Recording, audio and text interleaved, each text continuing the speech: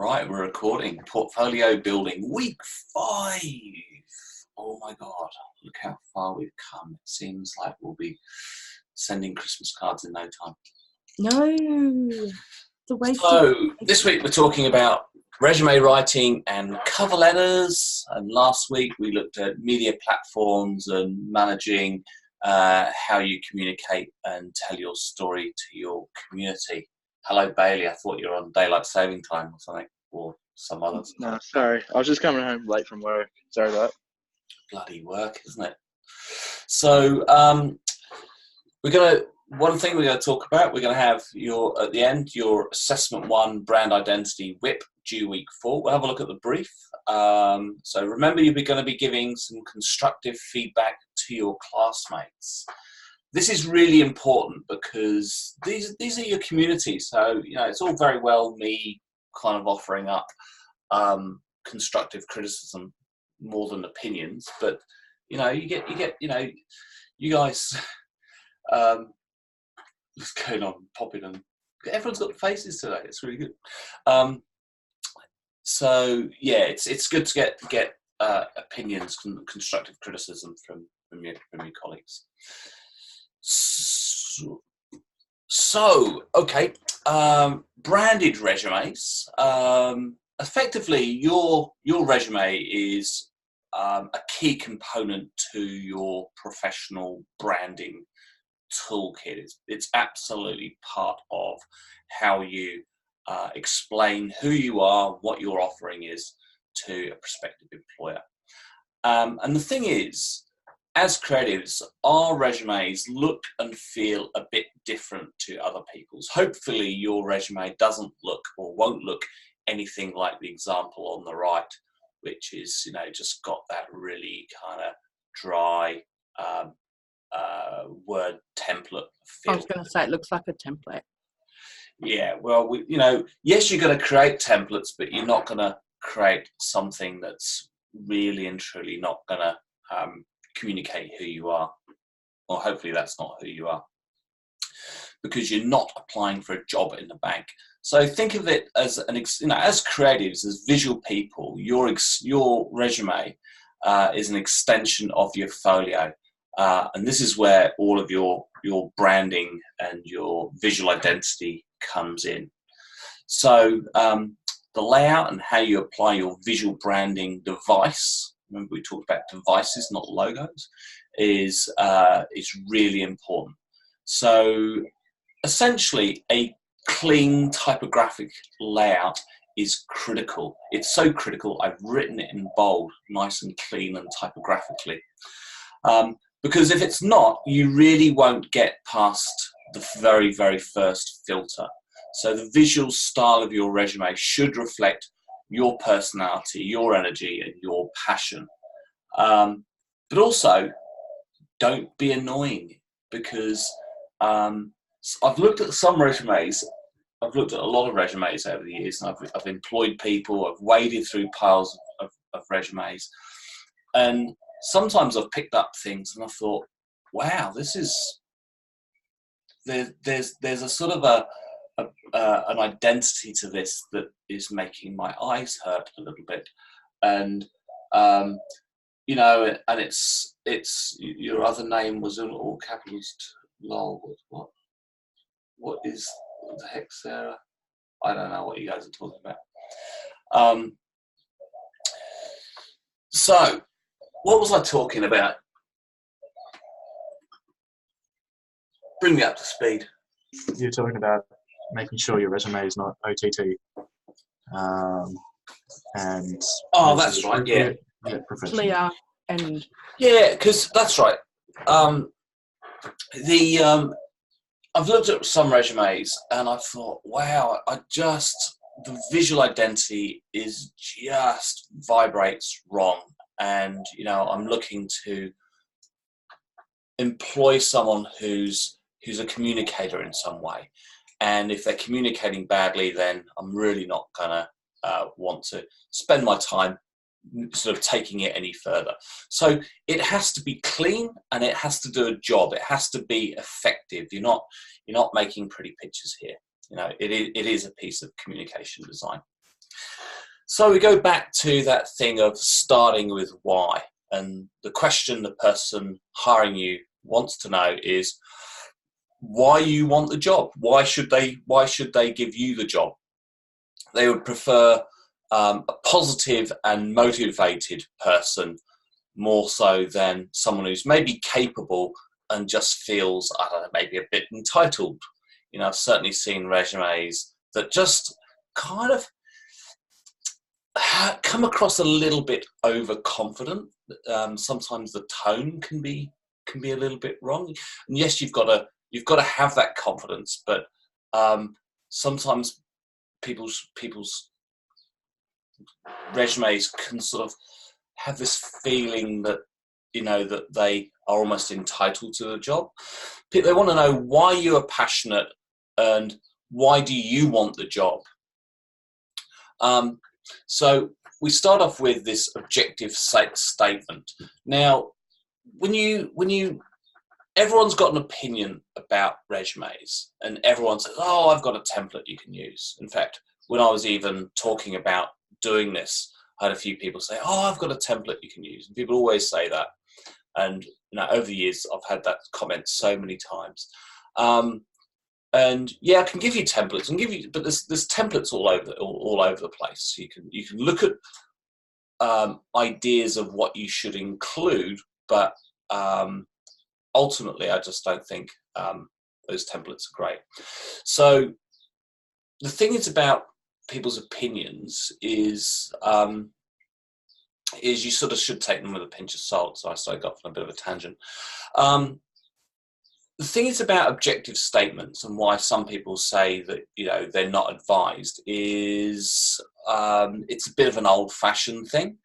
However, I sort of feel that, and it is only a statement, it is literally trying to get across in a really, really concise way what it is that you bring. It helps focus the reader and explain your why. Objective statements are great for graduates and also great for people changing and refocusing their careers. Because quite often if you're a graduate, you don't have that sort of past experience that really gives that message across. So it's that thing about it just helps kind of set up the dialogue. Because remember, people buy why you do something, they don't buy what you do or how you do it. That kind of comes later. So the thing is about your objective statement is it creates a really strong link between the job description and what your motivation to apply is. Because you can look at the keywords within the job description and map them to your motivations, because that's the filter that the person who's looking at your resume is going to have. And that's going to be a lot of the questions that they have in their mind. So the thing is, when you're applying for a job, you know, hopefully it's a relationship, not a date, because, you know, recruitment's about starting that productive professional relationship with someone that you're going to spend much more time with than people that you actually want to spend time with. So that fit has to be really good. And I know that's absolutely the hiring policy at Collards. They go to a great deal of effort to get the fit right. They've been hiring a lot lately, and I really see that they often hire on fit and personality. Obviously, people's ability is a sort of a kind of a standard prerequisite. But if someone's not going to fit with the corporate culture, it's just not going to work. So that's really, really critical about. So that's what your objective statement gives you the opportunity to address straight off the bat. And it just kind of starts the conversation. It's only meant to be a brief statement, you know, probably about 3 lines. So like I said, it's just to recap, it's that strong link between the job description and why you are motivated to apply. It should define the role and highlight the skills that you can bring to the role. So that's means that you've read the job description, that your application isn't just a standard kind of job, resume that you send to everyone. It means that you've addressed the job description. It's the one place where you get to customize things right at the front, and that's why I like them. It means how are your skills, your training, your experience, your education, and also your motivations aligned to the job description. So it clearly defines that you've read and understood the position description, and you know something about the company.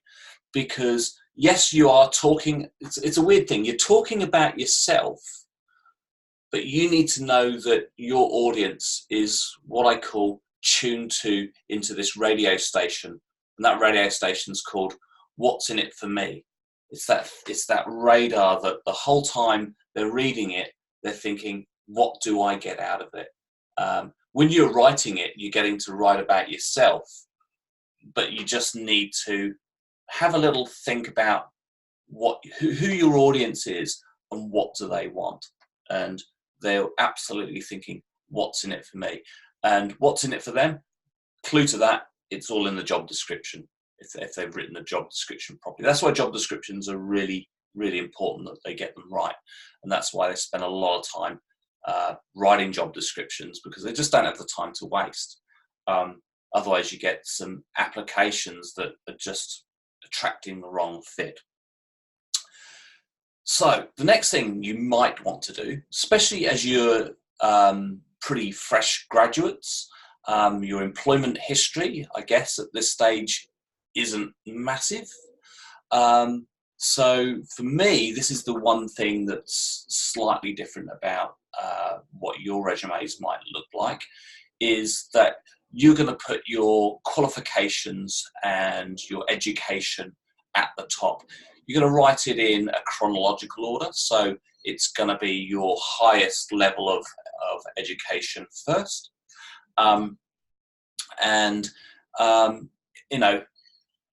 Then you just work down. So you use this format. First of all, people are scanning your resumes. They've read your career objectives. Then they're going to scan your list. So they're going to sort of see that really and truly, they only look pretty much, if they're scanning, they look at the first thing on the list. But they sort of need to know that you've had some other kinds of education if that's relevant. Bulleted lists scan better, they scan faster than paragraphs, and they're way more memorable. And that's why we use them. So it's not cluttered with lots of words. The other thing is, if you haven't graduated yet, because it's conceivable that you might apply for jobs before you've graduated, you might make it really clear that you anticipate to graduate and insert the year. That would be the general standard, and then you'd work down through other qualifications you might have. If a qualification is incomplete, which is really common, I think 70% of people start qualifications that they don't complete, which is astonishing. I can't imagine starting a course and not completing it, but that's just me. But if you've got anything like that, rather than sort of trying to hide it, there is a sort of a format where you will put that in as part of your educational journey, but just pick out what was relevant to the role that you're applying for. It's good because it's not wasted, and you can spin the story that you were, I guess, fine-tuning your career path, and it's okay to try things, and it certainly would seem ridiculous to start a qualification And if it then occurs to you that it's not right, that, you know, why would you, you know, spend that time, that money completing something? So yeah, look, it's possible, and you should try and make use of those things on your resume.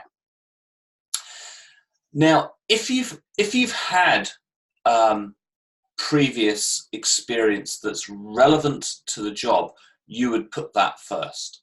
But let's assume that you're all graduates and that you haven't had a great deal of professional experience yet.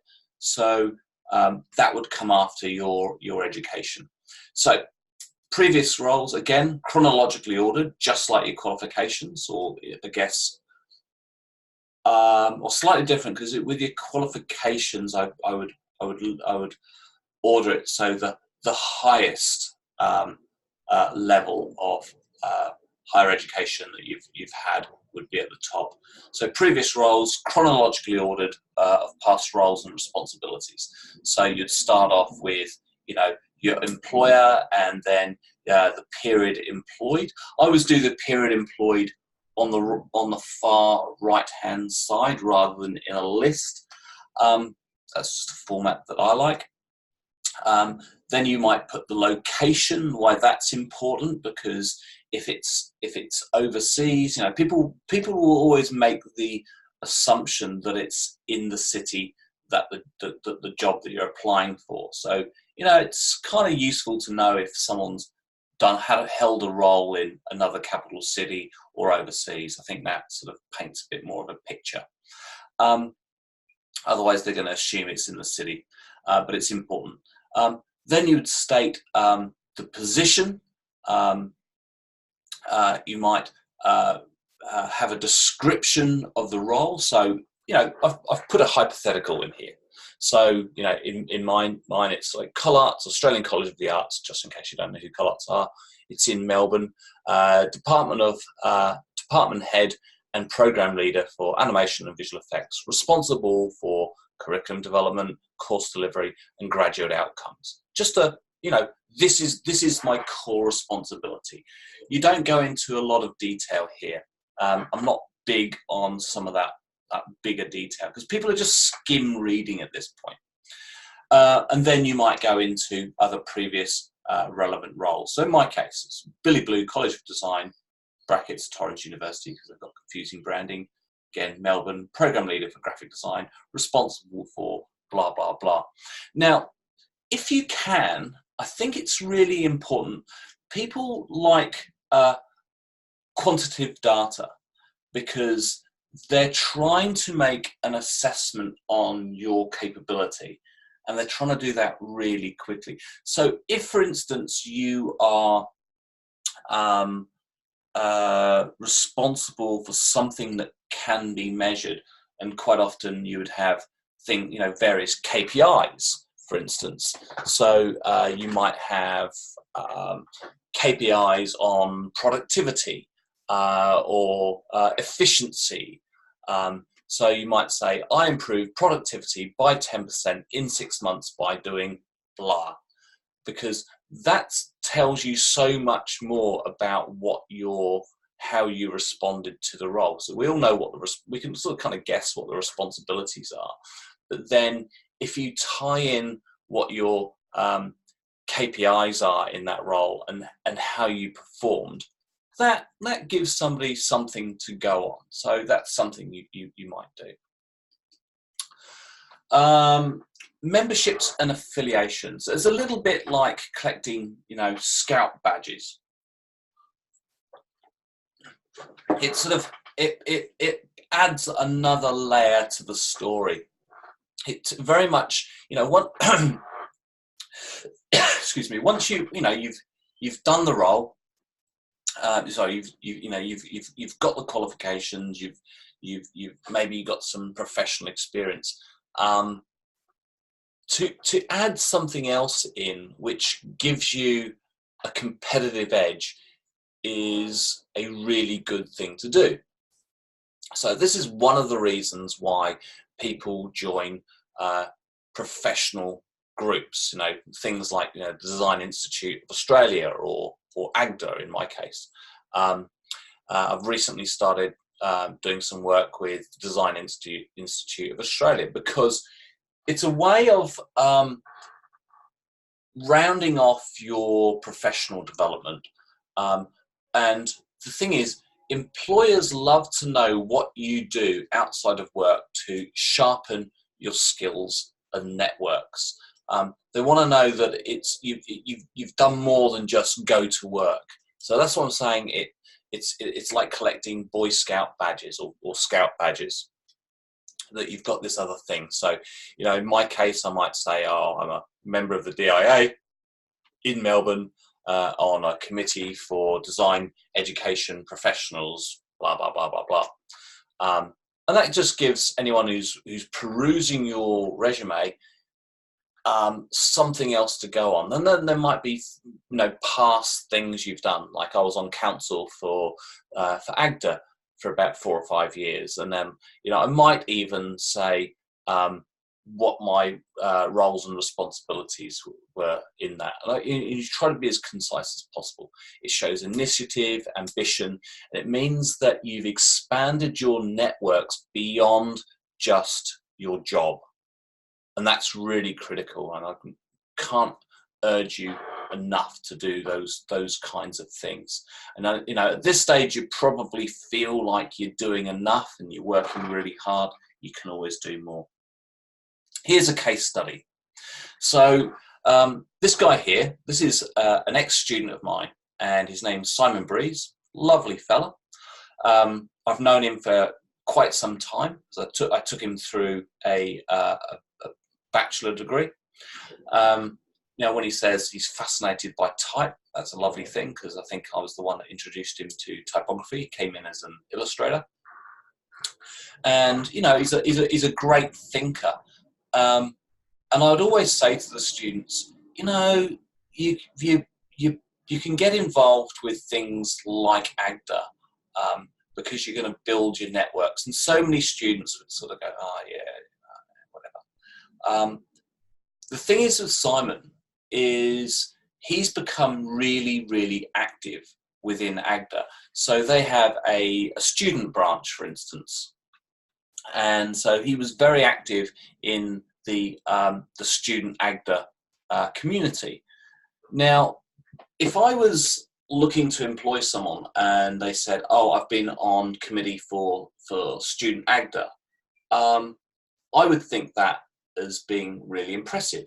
Now, you can be active in lots of ways. You don't have to join committees and give up all of your evenings doing things.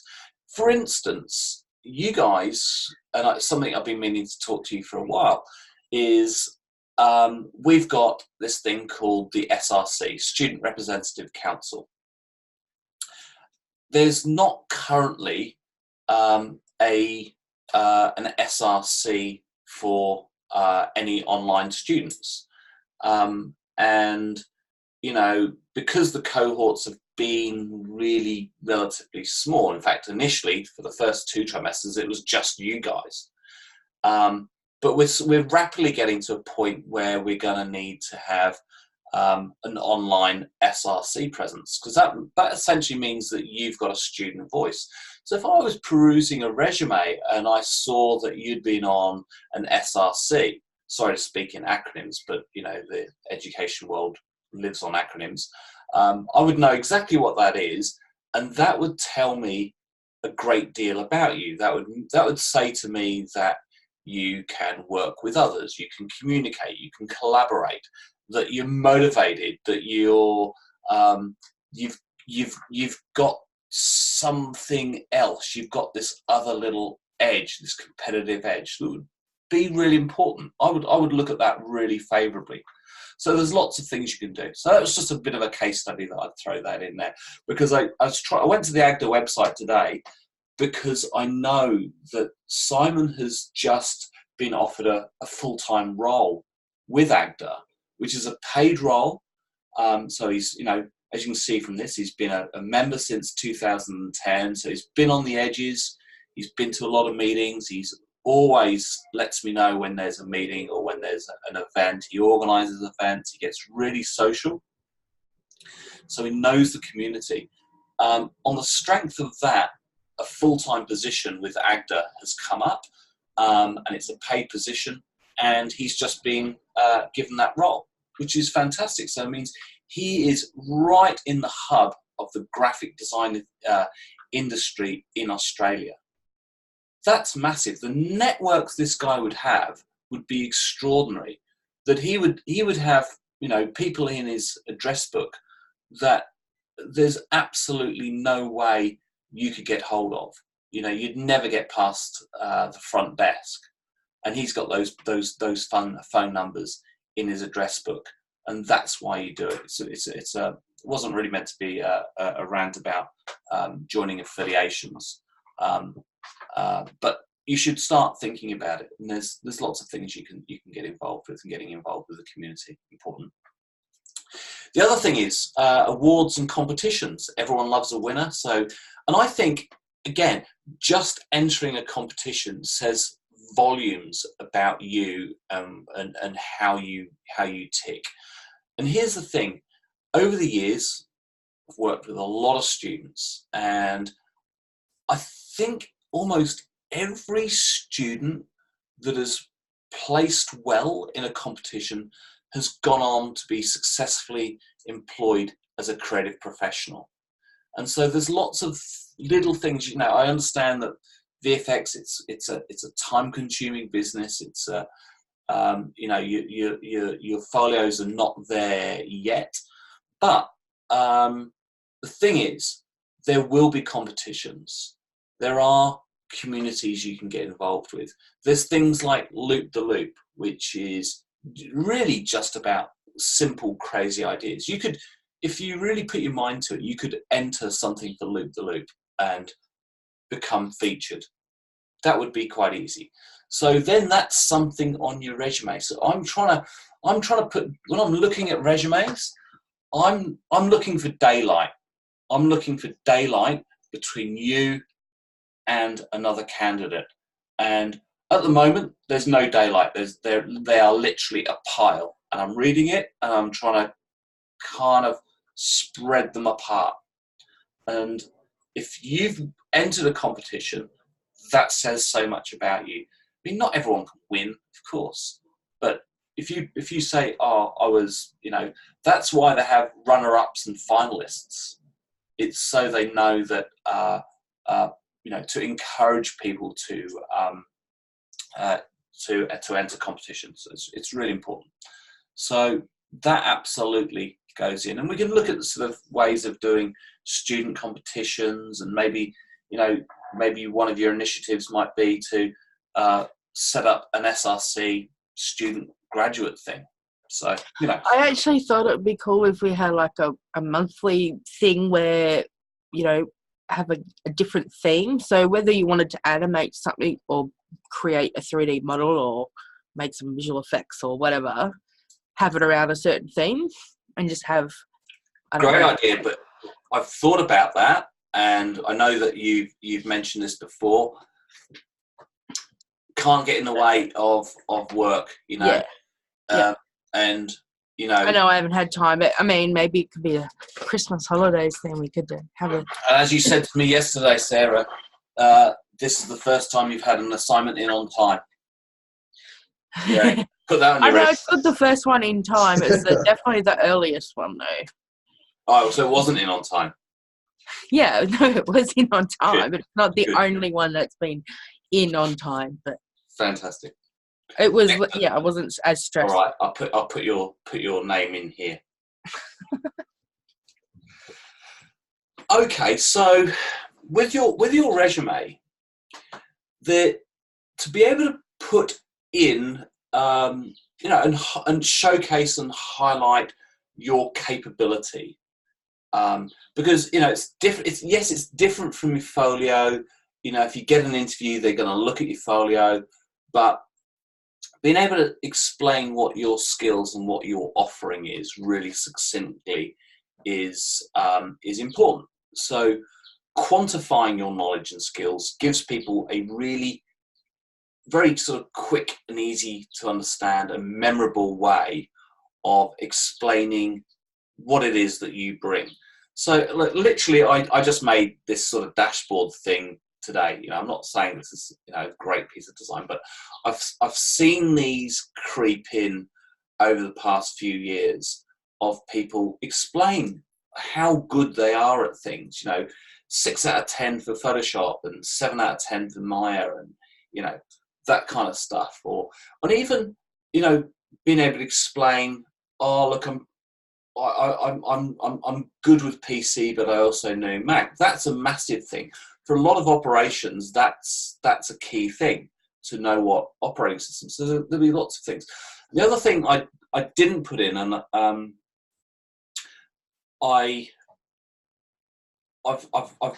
it sort of kind of goes into my coaching world, but it's about understanding what your strengths are. And so, for instance, I'm able to explain really clearly what some of my soft skills are. And even the job, applying for the job at ColArts, the inevitable question came up: why should we hire you, and what do you bring that's unique? And I was able to really clearly and succinctly tell people what my strengths are. And it's not something I would normally feel very comfortable with doing. Talking about yourself is an odd thing. But I was able to do this, in pretty much the same way I've sort of highlighted these kind of skills of, I'm this good at modeling and this good at animation and this good at texturing. I was able to sort of talk about my own personal communication skills in certain ways. So that's something that you can bring in. You can sort of talk about how organized you are, how great you are at communicating, how good you are with time management, how good you are creatively, how good you are working in a team collaboratively. Bailey, what you got? I just wanted to mention 2 quick things. I do this on my resume at the moment, and I find it really helpful. I've been in interviews in the past where basically this stuff's going to come out eventually anyway. Like, Totally. if you're in a team, like, you'll be getting, I'm assuming, everybody's trying to get into a studio of some degree, of some sort. So people will become the Maya person or the Nuke person or stuff like that. So being up front and be like, nah, Photoshop isn't, I'm not strong in that. Like, being open and willing to say that instead of going, oh yeah, I can do everything. Like, that shows humility as well. Yeah, and also I don't think you don't have to be amazing at Photoshop. 6 out of 10 at Photoshop, I reckon that's pretty good. Yeah. Like, no one's 10 out of 10. Yeah. Nobody. Unless you make it or something. I or don't teach think the guys that Photoshop. make it. Yeah. No. Even then, though, there'd be different people working on different parts of it. Totally. So, yeah, I don't reckon there'd be one person in the whole world that would know every single thing. Yeah, I'd be confused if I saw 10 out of 10 for Photoshop. A Prove little it. part of me would roll my eyes. Yeah, I'd be like, how are you going to prove that? Show me. Yeah, I think it's in my presentation a bit later anyway, so I'll show it then. But yeah, just wanted to mention that's been helpful. Good to know. Yeah. So I've seen a lot of these dashboards. I've seen one. I think it's a way of expressing how well you visually communicate something which is quite difficult to quantify, because who knows how good you are at modeling or whatever. So there's a visual element to it. Like I said, the standard dull, dry resumes, if you were going for an accountant, they wouldn't have anything like this. But you're visual people, so I think we've outgrown those kinds of resumes. Like this kind of resume, that I've seen those resumes that go through filters in things like Seek, and they when they put up a job ad, they put a filter through that will literally sort resumes out. Well, a resume like this might have difficulty getting through. So we'll talk about that in a second. But I'm presuming that the person's looking at it and they're gonna read it. You know, there's other ways of putting in that kind of that data in interesting ways. So, you know, it might be a timeline, which gives people a really just quick snapshot overview of how you've developed and sort of travelled through in your professional development. So that's something that might be interesting. I really like that infograph, by the way. Yeah, look, if you've chopped and changed, that's probably, it's quite good. Like my resume is literally just a list of jobs and feature films and things I've worked on, and it's got ridiculously long now. But you know, I probably suffer from exact opposite kind of problem that you guys might have. Whereas I've got too much, and you know, some of it's so long ago it's not sort of relevant. But you know, but if you've been moving around a lot, I guess this sort of thing would be quite useful. Is it ever okay to add a bit of sense of humour? You know, like in your early ages, you know, that you were make fun of yourself washing dishes or something, or depends. Yeah, humor's a very subjective thing. Yeah. I have put humour in resumes. Yeah, I'd be. Is that if you know your audience well enough to know, maybe? Yeah, I would be worried about giving you the advice that it's Yeah. the best way to go. But that said, I have done it. Yeah. So I found a picture of Tom over the weekend. This is really, Yeah, I love that this. took ages. Imagine how long it took to 3D print all of that and to Isn't sell that his it. new girlfriend though? So That's just the you other waking thing up, is, Tom. What was that, Bailey? What? I said that's just Tom waking up in the morning. That's him straight out of Oh bed. yeah. so we'll talk about packs later. But the thing is, it was kind of front of mind, obviously. But people want to know your hobbies and interests. They're hiring someone who's, you know, they're hiring the holistic, three-dimensional person. They want somebody that they're not just interested in what you do in a professional setting or in a kind of 9-to-5 setting. They want to know what else that you bring. The reason being is they want to know if you're going to fit in, but also they don't want someone who's boring. They want someone who's going to bring some colour and movement to the team, I think. You know, I'm assuming. I mean, I'm always interested in what else people bring. If I said to someone I was looking at hiring a lecturer, and I say, "Oh, so what are your hobbies? What do you like doing?" And they go, "Oh, well, you know, when I'm not getting paid, I volunteer to teach 3D animation because I love it so much." I'll be going, "Oh God, no. You know, I want someone who's got hobbies outside of the sphere of what we're really doing." So if people are really into fishing or surfing or things like that, I've got those kinds of things because I think it adds a dimension to who I am as a person.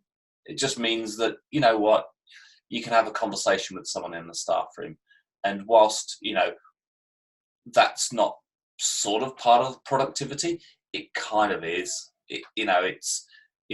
We're not just robots. So Got to keep up the morale. Everyone happy. yeah, Robots. yeah. Look, hopefully there's a little bit more to the professional environment than just a. That's why in my virtual studio that I'm designing, it's even got a water cooler. So people are actually wanting a break from actual work and just want to have a chat that's where their avatar will be around the watercolor.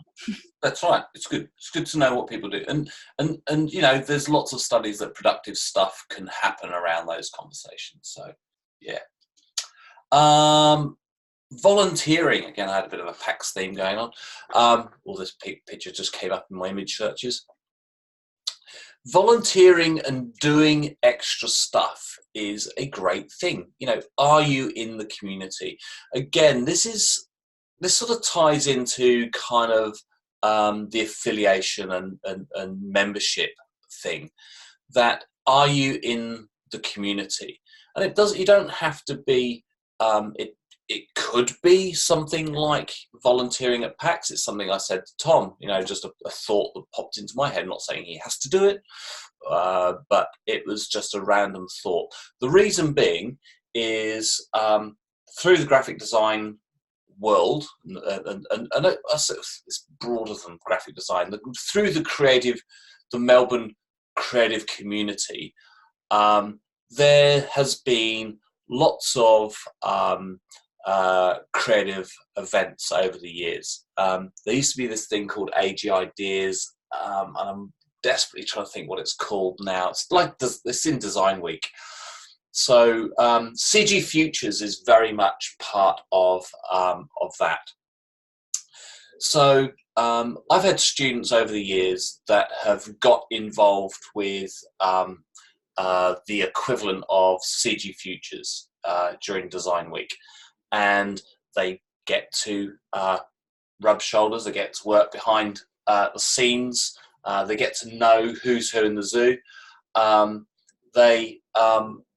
It's you know what? It's a massive thing on your resume. So CG Futures is coming up. So I know I sort of need to remember that, you know, Leon can't just fly over for that. But you know, you should try and get involved with things if you can, and just, you know, and I always also think that if you don't have the resources, then you need to be resourceful. So there is solutions. I don't know what they are off the top of my head if you happen to be living in deepest, darkest Tasmania, but there's a shitload of stuff. In fact, there is. I mean, thinking about it now, you've got Dark Mofo and Mofo and all that sort of stuff happens in.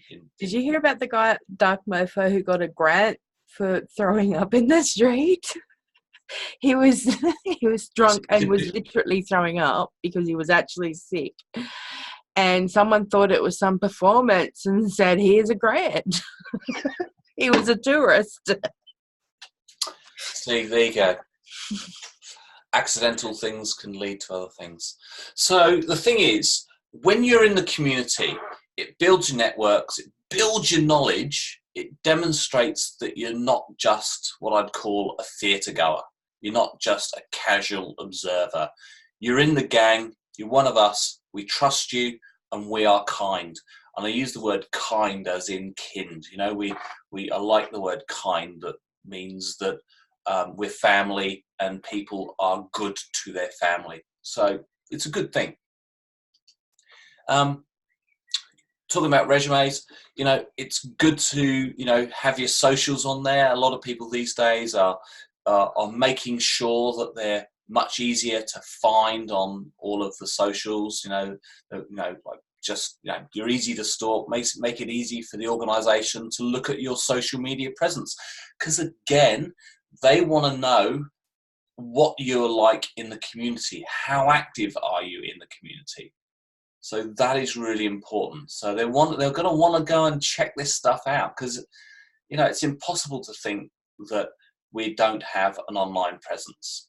And so it's a little bit what we were talking about last week, is that's very much a sort of a component and a factor of who we are in this day and age. So absolutely, put your socials on your resume, but you need to make sure your socials are good. Okay. Now, sort of getting to wrapping this up, and I've sort of had a few kind of a page with just a whole bunch of sort of general bits of advice that didn't fit into their own page. So the first things first is you would build what's called like a full master resume with everything that you can possibly think of. This is not going to be seen by anyone but you. It's still going to look good. It's still going to have all of the things that your concise resume would have, but it's just too much to put everywhere else. Because what this does, it gives you an opportunity to create a framework or a design for every other resume to follow. So it's like the master document. And from that, you can just cherry pick all of the bits and pieces that you're going to put into a much more concise form of that. So it just means that you can start off big and you can edit down from that for every specific application.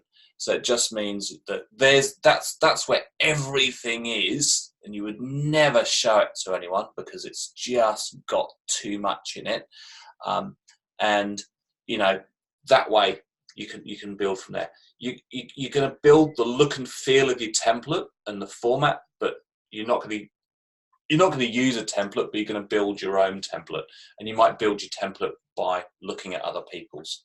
So, but you're definitely going to have something customized that maybe a template is the starting place, or it's a reference place. The other thing, you need to have an A4 concise one-pager. That's just mandatory. It's hard to do, but you know, people skim read. I've certainly been in situations where I've just had page after page after page. I'm just going, oh God, if this person, basically it means this person can't edit and they don't know how to communicate properly. The other thing is, I've been in a situation where I presented years ago. I remember presenting a portfolio to somebody. It was a portfolio resume. I was quite keen on the idea of a folio resume combination. I don't know if people even do those anymore, but that's what I did. And I got into the interview, and I'd gone off and had a booklet printed of what my resume portfolio was like, and it was quite expensive, and I sort of kind of presented it to them. And then I noticed that everyone on the interview panel had this really crappy printed version of my folio, and they were kind of going through it, and I remember thinking, oh my God, I'd lost control of how the portfolio was being presented, because mine had bleed, and it was, you know, full color, and it was meant to look a certain way, and they had these crappy little black and white printed things with a staple, and then it hadn't printed properly, so it had done it topped and tailed everything. And I remember just being like stuck in my tracks. Lucky I got the job, but I really remember thinking afterwards, make sure that they have a printable portfolio. I didn't even think people would even print resumes, and they did, and I was like, wow. So that's something that's really important. The other thing is, and I was umming and ahhing whether to mention it, but this screen that you're looking on now, what format's it in? Hint, it's in landscape. So a lot of times your folio will be seen in landscape, and I'm not seeing any guidance from other sources. Like, I've been looking at some of the places like Seek and LinkedIn today and seeing what kind of resume advice. None of them give the advice of making it landscape. The fact of the matter is, I've been in a situation where I've gone through loads of resumes, and generally they all come in portrait. So you've got all this dark strip down the side, and it's too small, and it doesn't fit any monitor, and it's really hard. And then you've got to try and go, oh my God, how do I zoom in on this? And it's a bit of a nightmare. Whereas I think to control how your audience is going to read your resume is quite important. And if you think it's going to be, you know, a nice one-pager sit on the screen, that might be a good thing. I'm in two minds about that, but it's something to look at. So consider what it might look like on screen, but also printed on an office printer. Think of bleed. Think about what, the other thing people do is I've seen people have white type on black backgrounds, which look kind of cool, but someone drawing on my screen. Yeah, well done. Good on you. How do I erase that? I can't remember. I was just editing your typo. Sorry. Yeah. Yeah, no. So yeah, I always see my my typos at the end of it. So yeah, think about what it might look like on a screen. It could print really badly. So also think about your cover letters. Your cover letter is pretty important. There's 3 things that anyone's, if your cover letter's no good, they're not even going to get to your resume. And they're thinking 3 things. Do we like you? First off. Are you going to fit in with the culture? And then they might think, can you do the job? And if the answer is yes, you'll get an interview. And this is where you get to tell your story and what you can do for them. So remember, they're listening to radio, what's in it for me. So you need to demonstrate that you've researched the organization and understand the role. And at this stage, they're just shortlisting. They're trying to work out whether you're annoying. And working out if they are going to invest the time in talking to you. So your cover letter is pretty important. Again, it's one of those things like the objective. Some people say, do you even do that? Yeah, you absolutely do. A crafted cover letter is critical. Think of it as a proposal. You're about to potentially enter, a pretty intense relationship. So, you're kind of saying, here I am, marry me.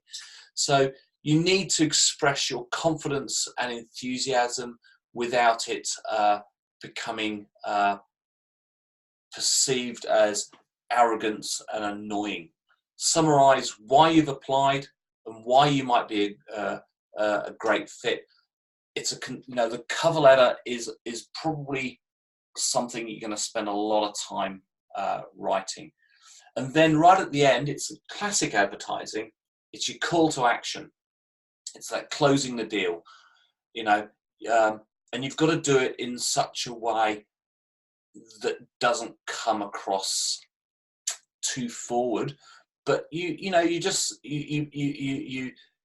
write things like, I would very much welcome the opportunity to meet and learn a lot more about how I might contribute to your organization. That might be a standard line that I'd use.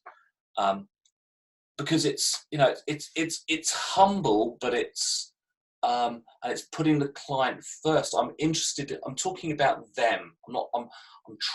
I'm sort of trying not to talk about myself whilst talking about myself. So I use what I'd call it's a coaching kind of thing. Again, it's this thing called NLP, neuro linguistic programming, and they use it a lot in sales. They use it a lot in copywriting, and so I ask about how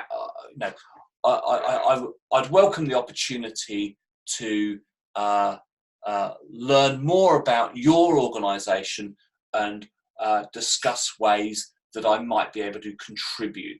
So I'm talking about what's in it for them. They're not really interested in me, not really. You've got to make it all about your audience, and it's so as an example, if it was for a particular game, for instance, and you did your research and you're like, tell them about how interesting their game looks or something. Totally. Generally, like not just, You've got to do it in a way that's not too sycophantic, but comes from a place. Yeah, like how would you do it if you were going for your absolute dream job? Say, for instance, I'd love to work with Peter Jackson. So what would you try and contain your enthusiasm, or would you go full? Here I am, and No, you wouldn't do that. You'd scare the shit out of them. Yeah, can you imagine? Can you imagine the types of people, applications? You would talk about the quality of the work and why you wanted to work there, not just because you're being a bit of a sycophant. Yeah. No, sycophants are scary. They're basically stalkers.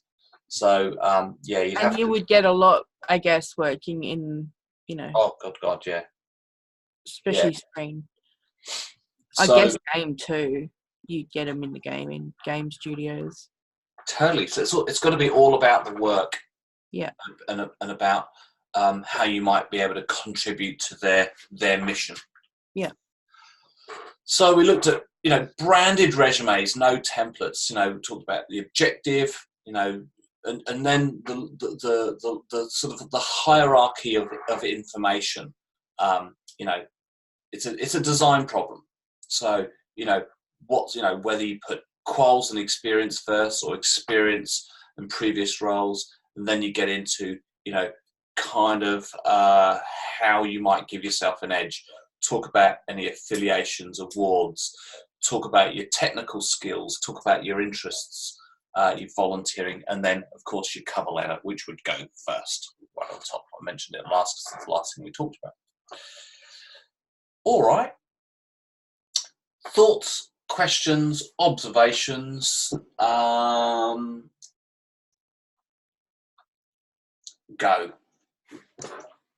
No, that was pretty good. I can't think of anything else, really. I concur. The thing is about resumes is they're kind of, they're very unique, so it's hard to talk about them generically, because when you start to put them together, they're very personal, but there are lots of do's and don'ts, and when you start getting, I look over lots of resumes. I still get, I've got an alumni group that I am still kind of involved in from my old job, because you sort of invested, and they're just my network, because they're my friends now, and they send me their resumes all the time, and you get to sort of tweak them and polish them, and yeah, so we'll do that with you guys. Okay.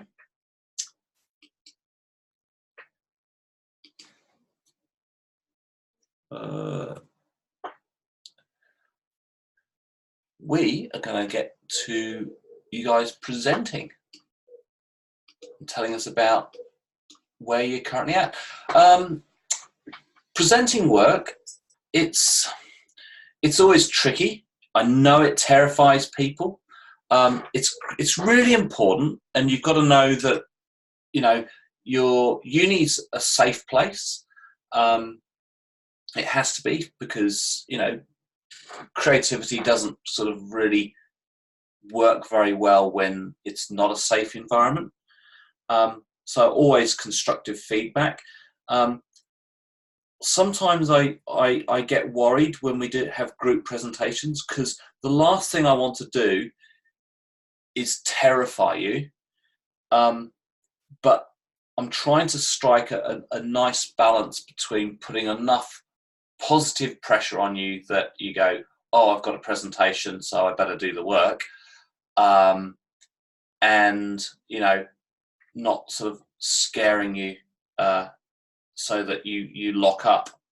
But my experience of presenting through uni was this: that we used to get a brief on one particular uni course I was doing, which was before animation, but we'd get a brief on a Monday, and you'd either have a whip presentation on the Friday, or it was due on the Friday. And that thing when you procrastinate and you go, this is going to turn into back in my day story. I don't think we had extension forms. They hadn't been invented. So if you didn't present, or well, you always did present, but if you hadn't done the work, you were basically standing there with a big steaming turd in front of you, and you were there going, this is a big stinking turd that I've done, and it possibly could have been improved by me getting on and just doing it. So if that's the motivation, that's great. Uni's a safe place. It's not, no one's getting fired. So, I hate having a vivid imagination. yes. Let's hope we don't have to have a look at steaming turds. I'm picturing like a cartoon version of you holding a little steaming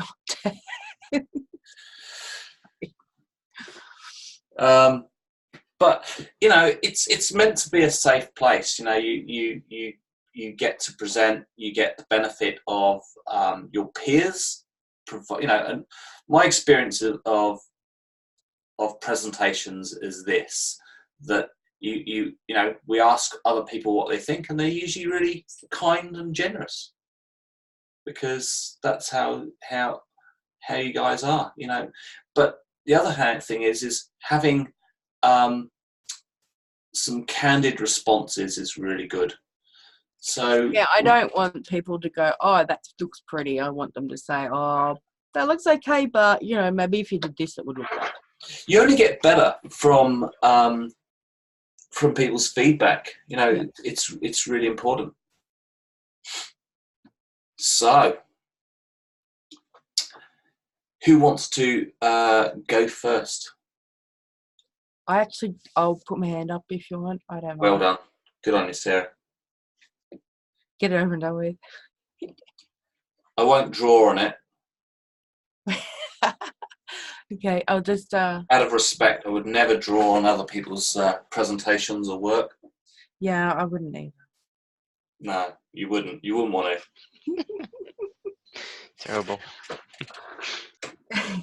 I think it's Leon's fault. He told me how to do it. Or was it Tom? One of them showed him. It was Leon who showed us.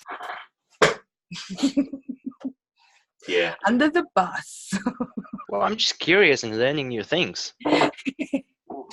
It's fun. I wish we had it when we had Tony's class, because we could have like actually done group drawing exercises. Apparently you guys did. You told me. Oh, yeah, like right the very last one, I think. Yeah. Last 5 minutes. I think he warmed to it in much the same way as I warmed to it. Nudge, nudge, wink, wink. Say no more. We digress. Okay, I better share my screen.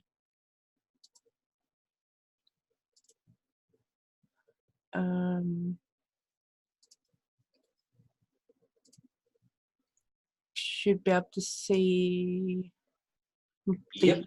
Yes. Okay. Cool. Bananas. So, I guess I'll just start. So I already have a website and a business card that really doesn't really get my friends handed out, but I don't know, one day it might come out of something might come out of it. So I thought I'd look at what I like, what I want to change with my website and things, and definitely the S, maybe the whole thing. But I'm going to go also change from Sarah Pixel Pixie to Sarah Herman, so I'm more professional. And I still want to tie it in with Pixel Pixies, which is my business, but the studio that I will eventually create. But I think if I'm Sarah Herman, it's just more professional, and that would be what I would have on credits if I was on a game or movie. So. I do like the colours, but I think they need to be more contrasting, darker. Only they're quite similar. Yeah, they need to be like the purple darker and the teal more lighter turquoise or blue or something. But that's Have you measured the color on them? Have you got some RGB values on the colors? No, but I can do that. I'll tell you how I mix color. I know it sounds really an odd way, but I mix colors numerically. It's not like I see sort of. I'm not like got a special gift where I see a color and can sort of tell the RGB or CYMK values, but it just means that you can clean up. I find it really great way of cleaning up colors, and it means that you're not kind of just faffing about with your color picker in Photoshop saying, oh, I think I like that color. It means you can clean it up and you can get just nicer, less muddy colors. Mm-hmm. Yep. And it just means they pop a little bit. Yep. Yeah. The logo needs redoing. The typefaces, I'm 80% happy with, but I want to experiment more with different ones once I've got a bit more idea of other stuff that I'll talk about. So what's your brief? What are you trying to say? Well, I want to redo my website. But what are you trying to say? What are you trying to say about, we did that thing where we talked about a typeface, matching it with a pair of shoes. So, what's the personality of the typeface you've used? I guess it's creative, but it's also it's a bit sort of relaxed, I guess, which is me, but most of the time, except for assignment nights.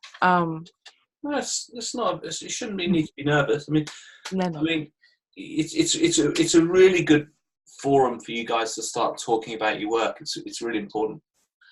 Well, definitely the S is weird. It's not. It was like a wing or something that I used, and I used Photoshop, I think, and tried to twist it and make it into an S, but wasn't quite. It was, not quite sure. Need to change it anyway. So my website is here. I need to do a lot of work on it. I've got lots of content that I need to do. Remember at this stage we're building the framework. Yeah. So the actual content will continue to develop and evolve and improve. And it has since I've done this website, so it definitely needs. Yeah, we're building the framework. Yeah.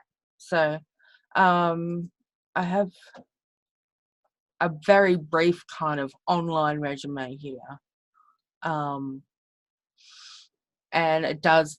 I did at one point have a little paragraph under each and kind of give an explanation of what parts of that program I was good at, or why how much I used it, for instance. But so this is a brand evaluation of what you've got. Yes. Cool. At this particular slide, yes. So I'm still on my first slide here, and I'm just using the links that I've put in. So I've got education, skills and experience, reference on request, because Mark Pullyblank said he would give me a reference if I needed one. So yeah, and that's what he said. I said, how do I do that? Without it. He said that's commonly done when you've got people like Mark Pullyblank. And testimonials are really valuable things. They down the track you've got. I think I had to, because I actually did this for an assignment in my last course. Well, not my last course, but one of them, my interactive digital media course.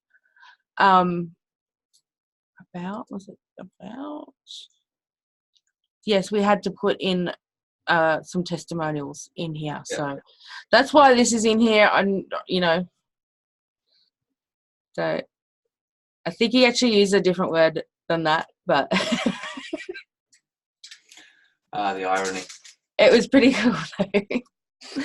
Yeah. So that was like a teacher. That was a fellow student. They're not, because I had to get this I had to get testimonials done, even if it wasn't fully real. But we had to put up stuff on and get feedback from other students, so we could do that basically. So there's a little bit about me. Yeah, the rest, nothing too exciting, I guess. I don't even remember what's on this page. Oh, so yeah, I've got Facebook and my other. So Yeah, what's new? that's outdated. What's new? So- What's work in progress? Work in progress. I did some brainstorming. I played around with the S, and then I had and a paintbrush sort of. I was just messing around, trying to brainstorm some ideas. Then I decided to change from the Pixel Pixie to my real name. So I did some drawings, just some sketches. I don't know, there's a couple that kind of stand out. These ones I was also thinking of doing some kind of colour spectrum thing.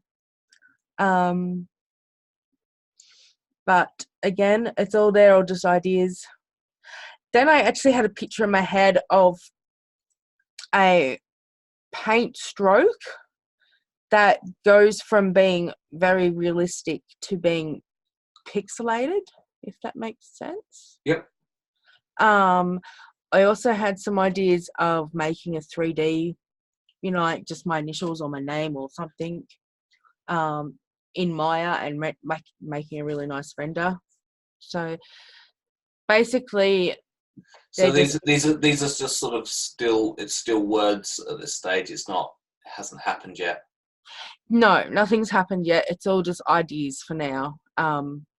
So I did a mood board as well on Pinterest, and these were like the bits that I took from it. The link is there on the so when you're looking at it, you can have a look through the mood board that I made.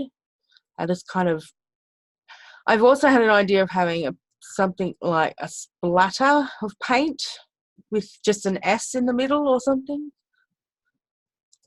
I guess I've got too many ideas, and it would be nice to get some feedback. I also had an idea of having a 3D paint swell We'll do it. in an S. Let's just go, I had this idea of doing this, I had this idea of doing that. Do it. It's hard to evaluate. I was thinking about doing this, and I was thinking about doing that, and this was a good idea, because Yes.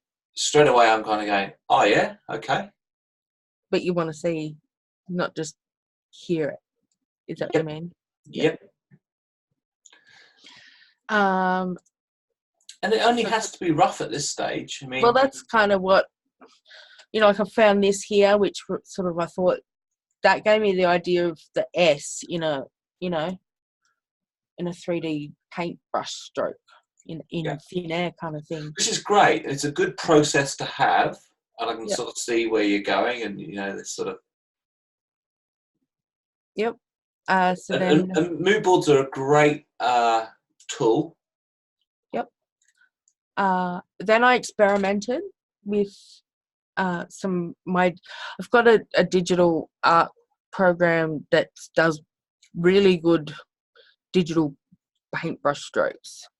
So I did some research also, and I haven't had the time yet, but I want to experiment with using that technique of a brush stroke and then using this technique to kind of break it into pixels. So it's going from the organic to digital, if that makes sense. I don't know Sort of. I don't know if I would have Imagine- understood that unless you told me. I'd be going, I don't know what I'm looking at. I do explain it in here if you want, when you're reading it, I guess. I'm not, want me to just read that right off there, do you? I'm just kind of doing a presentation. Yeah. So if you imagine like a paintbrush instead of a face there, a paint stroke. So it's like realistically here, but turns into digital. How are you going to do that? But wouldn't that H be unreadable if you did it? Because the way that it's got it at the moment, that you can't even see the right side of that image of the face. So if you No, did it I'm the not same talking way, about. No, I'm not talking about my actual initials. Just an actual brushstroke, like as a oh, okay. Oh yeah. as a device or a logo sort Okay. of thing, Yeah, not yeah. my actual. But while I was in the program, I just did some experiments with what it might, if I did it like this. So Right, that makes more sense. Yeah. So, yeah, okay. Yep. whether I'd used different colours in that stroke or not, but they were just ideas at the moment. I'm just basically trying to brainstorm stuff at the moment. So, I found a tutorial on to how to do that, and there was also this as well, which I thought was interesting, a Photoshop tutorial, which uses like a picture of water and turns it into a shape of a bird. So that's an idea, but could swap that out with a brushstroke. You could. They were just things I came across. And typography is definitely something I need to spend more time on, but I would like to tie it in with my other business, so there's a bit of continuity with it. But again, I would like some feedback on that too. Well, I've only really got like one option there at the moment. I kind of like to see some other ones. But I mean, what is that? Roboto Sand or something, or Roboto Slab Thin or something like that? Can't remember off the top of my head. I think this one was it Railway or something? Yeah, sorry, Railway. And something with R. Yeah, okay. Yeah, like it is a massive departure from what you've previously done. Which, don't get me wrong, not that there's anything wrong with that. I just mean, it's kind of hard to give feedback on it if I don't have options. And like I've actually set up here, I want to make the logo or the maker's mark or whatever, and sort of decide on that more solidly before I pick typefaces. Right, so that theory at the moment. Too. Sorry? You can also, it's not like going down to IKEA and picking furniture. You can customize typefaces too. Yeah. I think these were ones that I'm trying to remember where I built the site. I think they're just sort of, common web fonts, and I wanted to pick something I liked, but that was actually quite easy for most people. Remember, it's not about liking it. You've got to use the language. It works because you're creating a tool here. Okay. So I also it's got to do a job. It's like you pick a typeface because it communicates visually this message, which works because it's not like isn't a design language. Yep. Hey Sarah, the font's Nixie 1. That's what the font is. The top one, isn't it? Yes. Yep. Yeah. I also forgot to talk about the colours. I actually had a picture, I was, I guess, subconsciously thinking about this, and I kept seeing this sky blue and the really vibrant yellow. And to me, blue's always often about communication, and the yellow is very energetic and also about the mind and thinking. So I feel that those colours go well psychologically as well as visually, and then with the really dark purple for a contrast. So I'm not 100% set in stone with the colours, but I didn't sort of have to brainstorm and try different palettes and stuff, because I don't know, I've done a lot of colour theory, and that's just sort of, I haven't picked the exact, like mathematically or anything yet with a proper, like the colour. Just rough them out. Like I'll work out on here too. I use this a lot. Yeah. I don't know if good. other people do as well. Yeah, it's fantastic. And this one too, in case, I don't know if you've used this either, Color Lovers. Nah. I haven't used it for ages and ages, but you can use it to experiment to get palettes and stuff, and you can test that out on things as well. It's sort of similar but a little bit more interactive than the Adobe one. The Adobe one's been around for a while. I forgot what they call it now. It used to be really called good. Cooler or something, wasn't it? Cooler, that was it. And it used to have a great app. There's Adobe. Which one? Hang on. There's one on my phone. I can't remember what it was. There's Adobe something. I've got a bunch of Adobe. A Capture. You can actually use Adobe Capture, and it'll pick out colors from. Say you're walking past a nice bunch of bush with flowers on it, or something you really like the combinations. You can go get a palette from a photo. Yeah, it's good. Or turn things into vectors or whatnot. It's good. And you can actually use I think it's got a typeface thing. You can actually find a typeface. Yeah. Which is pretty cool. And I think that's pretty much what I have so far. Bunch of brainstorming. All right. You've got. I feel that there's lots of. I was thinking about. I was gonna, and I had this idea, and I was gonna do that, and there's a lot of rhetoric, and not so much visual kind of evidence, which it troubles me slightly. Okay. But I kind of want to see something a bit more tangible. Of knowing, work in progress. It means it doesn't have to be finished, but it also needs there needs to be ideas there. Not I was thinking about and I was going to do that, and so you've done the ground. I can see groundwork. I can see really good groundwork. The mood board stuff is great. I can sort of see intention of direction. That's great, but it hasn't gone that next stage that I was hoping. Okay. I can absolutely see kind of the look and feel. So you wanted more of an idea formed rather than a bunch of ideas. Intentions of ideas. I can sort of see what you like, and future directions, but I sort of need to see, you say, I was thinking about doing this in Maya, and I was thinking about doing this brush stroke.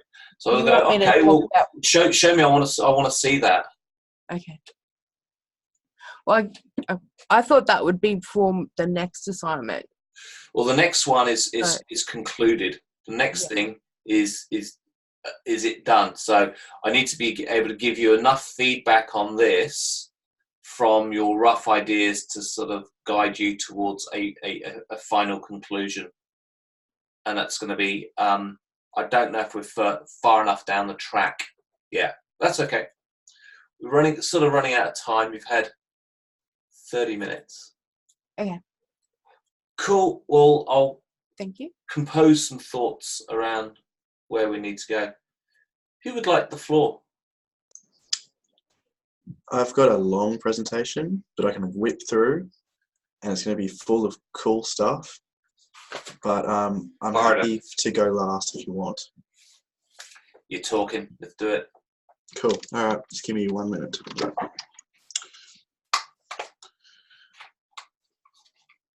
I have props too. Hey everybody. All right. Sorry, I'm just changing my screen setup here. Can I share screen? You beauty.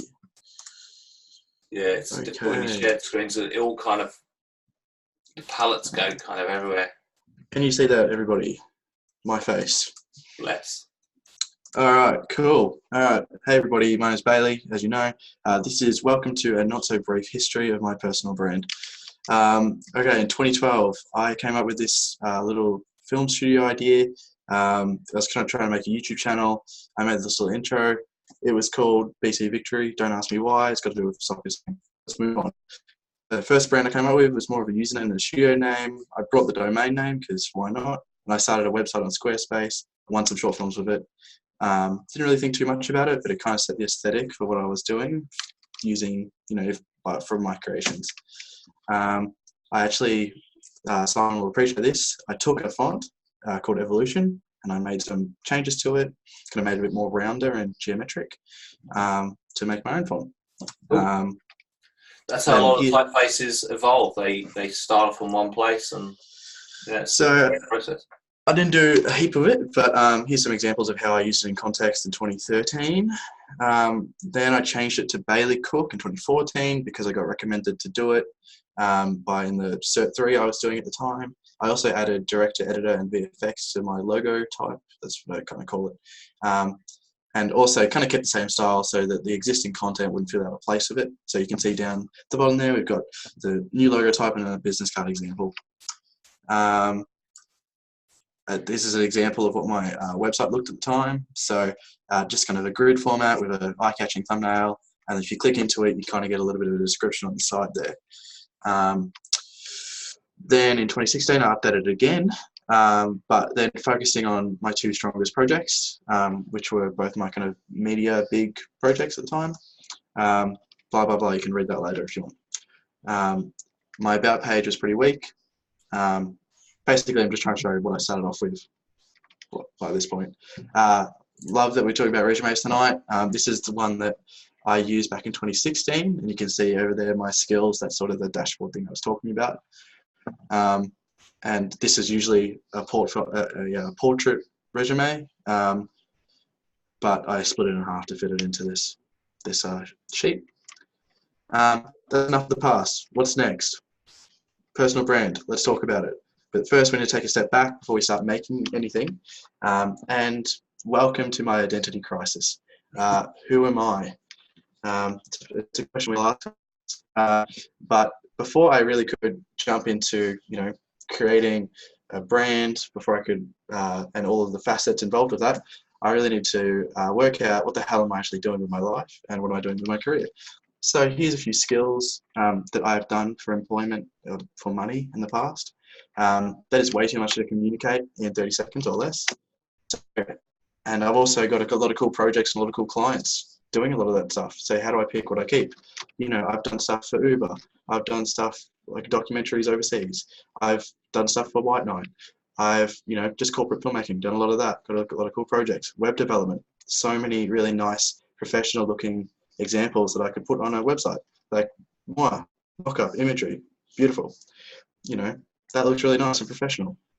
But due to where I feel like my career is going, I've selected two of those from that large list of skills to focus on for my new portfolio, and that is video production and visual effects.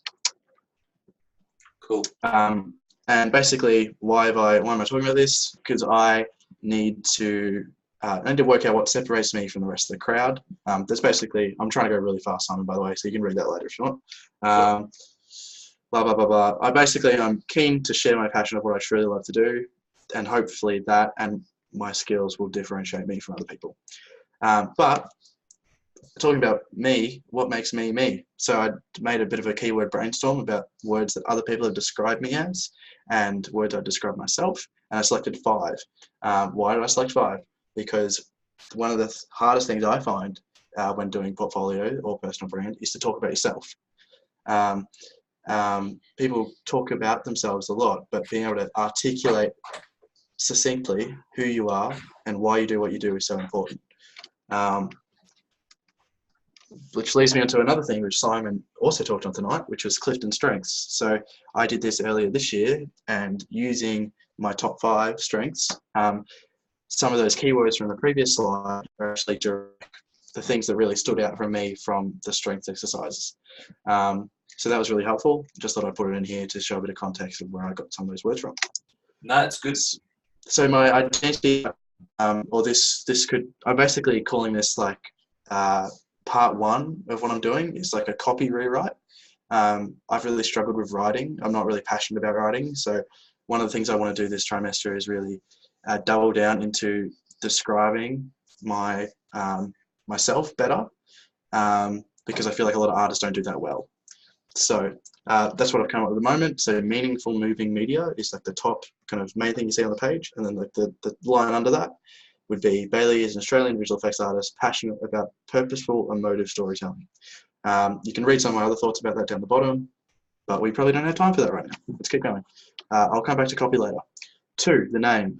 72% of the 100 best brands are named with made up words or acronyms, apparently. Thought that was interesting. Using real name versus studio pseudonyms. So I came up with a few different ideas. I wasn't too keen to move away from BC. You know, I had a chat to a few people and they're like, you know, play on the cook metaphor, like fire, and so I'm like, that's kind of cringe. So I'm going to use basically I'm going to use my name for my folio. I'm going to use initials in my brand mark. That's what I came up with. Otherwise, if I got hired by a company, they might think that my company is competing with their company, and that would be really awkward and probably detrimental to my future. Anyway, I also was really lucky enough, on a whim, I just searched fxartist.com.au and nobody had it, so I brought it. And this is really good for SEO. That's a whole other kettle of fish. So yeah, now I own fxartist.com.au. Yeah, nobody had it. So I brought that. I thought I'd better do my due diligence and secure that. So that could be potentially pretty cool. So this is the outcome of this little section. I've kind of broken up to 6 little sections of what I've been working through. So Bailey Cook is the name, BC to be used in the brand mark, and then I'm thinking with fxartist.com.au, when I've got some more Houdini stuff that's final, maybe I'll make that its own little mini site, so that's super focused on Houdini stuff. So if I was applying for jobs in that area, you know, video production stuff isn't really truly relevant in that regard. So either it's a little mini site as part of my bigger site, or I want to make that super targeted, basically. Hope that makes sense. If you've got any questions, feel free to stop me. I'm flying through. We've just gone through 34 slides. Imagery. Interesting fact that you can read there later. So this is my existing branding, as you saw before. Heaps of different problems and stuff I didn't like about it. You can read that later or screenshot it. New branding. Here's my criteria. Here's the things I really wanted to put into the new brand, and you'll see a lot of my mock-ups kind of come into that. Inspiration. I deliberately didn't do a mood board when I was creating my logo, mostly because I didn't want to be influenced too heavily. But I wanted to keep it black and white. And I was really interested, as you'll see, sorry, I'm kind of skipping through.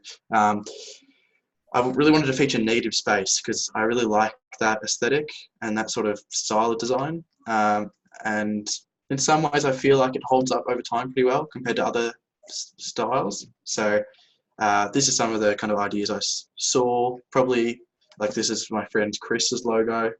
Anyway, blah, blah, blah. I'm getting distracted. So here's some of the ideas I came up with. I suck at drawing. I did draw before this, but I didn't take photos of it and I lost the sheet of paper. So anyway, here's some examples. Here's some more examples. Playing with different, you notice the play button is pretty consistent. It's because a lot of the stuff, I still wanted it to be usable for any sort of potential freelance work I do. And a lot of it revolves around video, play, like playing music or playing video, interactive. You know, a play button is a really good representation of that. I kind of tried to play around with like screens and especially with this number 14 over here, I tried to hold up a bunch of different like screen sort of things. It just didn't really work out the way I wanted it to, and it just kind of didn't come across the people I showed it to properly. So anyway, there's some brainstorms right there. Type trials. This is something I'm still working on, and I'd love some feedback on. These are 8 of the main fonts I kind of have nailed it down to at this point. Most of them are sans. Mostly because that's just kind of the style that I personally like, and I think it's clean and crisp and kind of fits the aesthetic that I'm going for with my logo. Love Leo, or whatever it's called. That's kind of a interesting. I like the line font, but I felt like it was a bit too out there, and didn't really. It was a bit too flamboyant for the type of person I am, and didn't fit with the keywords that I already had previously identified for myself. So that's why I'm not really going to go with any of those ones, but I'm definitely looking at this right-hand side, those 4, and I'm thinking about. I have thought about potentially like kind of tweaking it to make it my own, but yeah, I was kind of interested to see what everybody else thought, but we don't have time for that. So let's fly through to the next bit. Feedback. So I sent my logos, all 23 ideas, to 50 friends and contacts I have in the industry, and narrowed it down to these 3 final options. There's my bar graph over there. And yeah, so 1, 12, and 21. And then I made the final choice from that, which was to go with number 1. 12 was, I was really going with 12 for a long time, until I did what's called like the squint test, which is basically something that I've used and heard at the companies I've worked at, where you make it really small, or you take a big step back from your screen and you kind of squint at it and make sure it's readable and it's coming through properly and effectively. And number 12, people really liked it once they knew what it was, but it is quite, it looked like the Beats logo to some people. And I just didn't want to risk that sort of closeness with any other brand. So that's why I went with number 1. Final tweaking, I ended up with this kind of final vector, and I animated it. And sorry, just give me 2 seconds.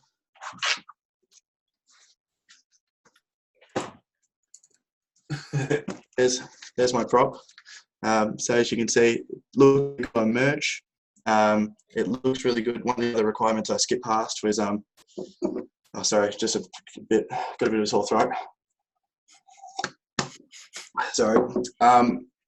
Is one of the requirements was that I had to, let's say if I lost my job, because I work in-house at the moment, I wanted to make it applicable to another industry, another freelance business. So that's why I've got like the BC video thing right there, that I could kind of tweak that. If I wanted to do visual effects, I could still use the same sort of core design brand mark element and just repurpose it. So I wasn't have to, everything felt consistent and part of the same sort of thing.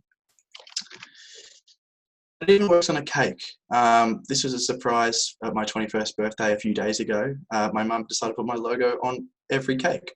So thanks, Mum, for filling part of my presentation and doing a bit of my work for me. So using my branding shape elements, I am able to create like sort of interesting visual framing like this. And I'd like to use this, and you'll see how I use it in a little bit, but I really like using interesting framing in any type of graphics to just add a different, like, personable, identifiable element to what you do.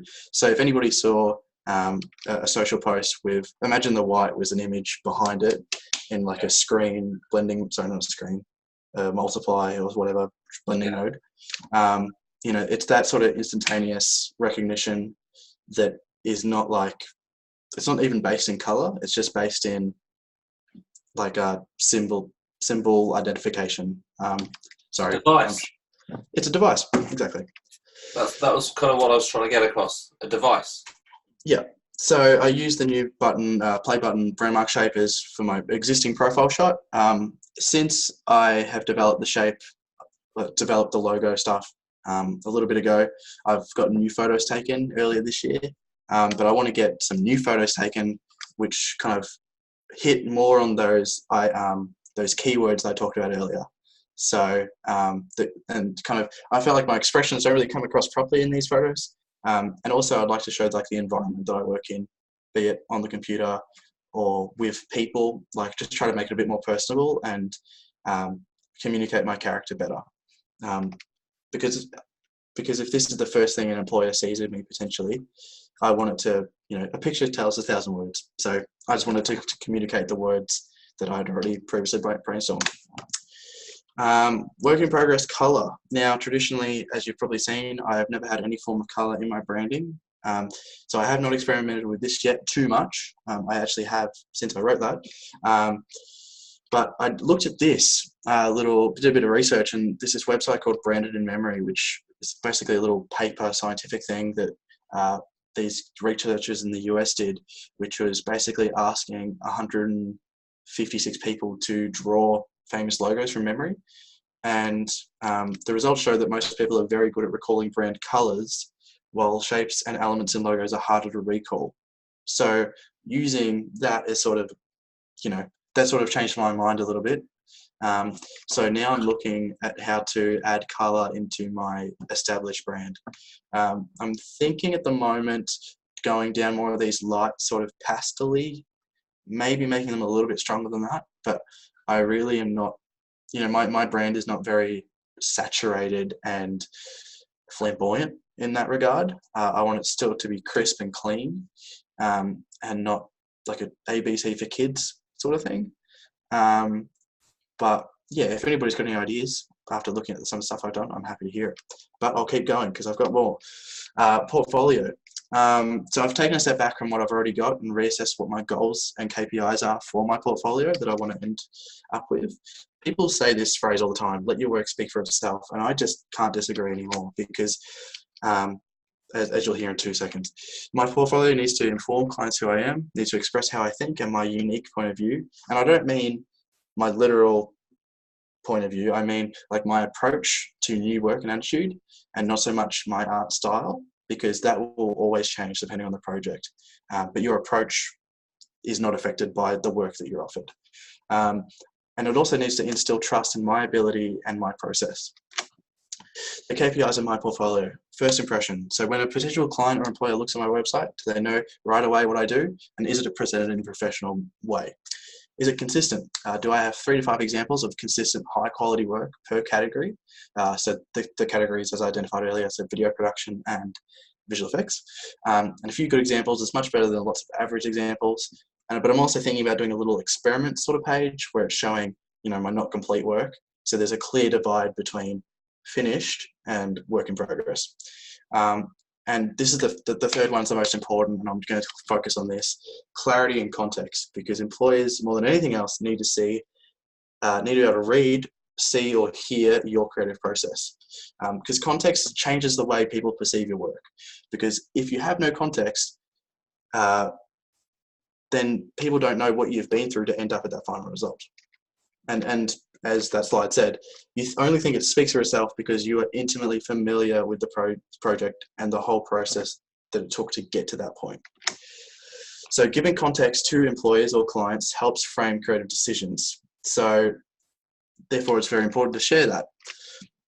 So I want my portfolio to be a scalable experience of me sitting one-on-one down with somebody and guiding them through my process while telling them a story about the journey of that project. Each project description needs to be very clear on what they're looking at and why. Having empathy for somebody who knows nothing about me, maybe knows nothing about the brands that I've worked with, or the story that I want to tell through my visual effects. I need to have empathy for them not knowing anything, which some people just skip over. So my portfolio design at the moment, my homepage has just a loop of my visual effects reel, and that's an example of the way I was talking about using my device to frame something. I love the homepage video, how it only shows my visual effects work and not my film work. So if somebody came on expecting to see video stuff, it could be misleading. And as you can see down the bottom of that page, I deliberately put the big brands that I've worked with within the first window of view on the website, the viewer sees, to build my credibility. I'm going to tear apart my copy a bit. You can read this a bit more, but basically I need to be a bit more specific about the type of work I'm looking for. And I also need to make it more clear of where I am and where I'm able to do work, because obviously we're in a digital world. I need to basically say, what opportunities am I open to? And also, there's nothing talking about what my future ambition is here. It's only talking about what I'm currently doing and what I've previously achieved. So I need to kind of outline what would my ideal project be, to just kind of, if somebody reads that, and who knows what people might have in store. And I've kind of got this bit on my website at the moment about why do I create. I think it might be a bit too much of a fluff piece. I do still believe it, but I think I just need to kind of encapsulate that down a bit. I think it's a bit too much. And it's too specific to video stuff. It's not as much to visual effects. As I said before, I'm trying to shrink what I'm actually communicating on my portfolio. So I'm going to get rid of photography and some of the website stuff, or dramatically reduce it. So that's all I really need to say about that. And one thing I am really, what I've spent the time on this week is, this is an example of a project or work page at the moment. And it's really just show the work, show the work, show the work, show the work, show the work. It's got nothing about what I went through, who I worked with, why I made the decisions that I made. And it's the same for all my visual effects stuff too. It's even worse. I've got one video of a reel of like shot, 30 seconds done. So I'm not showing any of my value of my creative process. It basically could be a fluke. So it's really important for me to establish a formula that I can follow when writing in-depth project or case study descriptions.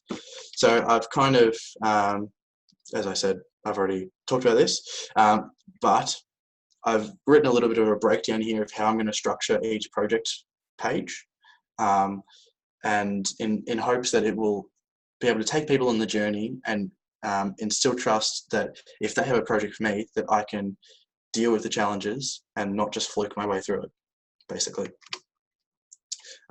So I plan for the next work in progress stage to write some example case studies and process pages, and kind of get your thoughts on it so that I can roll it out to the rest of the projects that I do. So future, which I know is for the next work in progress, is more specific on social media. I'm not doing a great job of it. I tried to get back into Instagram last year, or earlier this year, and it didn't really work that well, because people thought it was very like sell, like look at me, what I've done. So that's not ideal. It needs to be more value giving. So I'm hoping to, and LinkedIn as well, same issue. People are just achievement, and not really giving back as much. So my plan is for this is, as I kind of go through my process of each project, to repurpose some of those steps and put that into a social media form. And yeah, as it says, reshare either my finished projects as it comes out from my client's page, but also talk about my process right after that too, if you catch my drift. I need to update my resume with my new branding elements and style. And I also need to write an example cover letter because I really haven't had to do that much before. Here's my references. And yeah, thanks for listening to my TED Talk. Wow, that's extraordinary. There's almost too much for me to even comment on in this forum.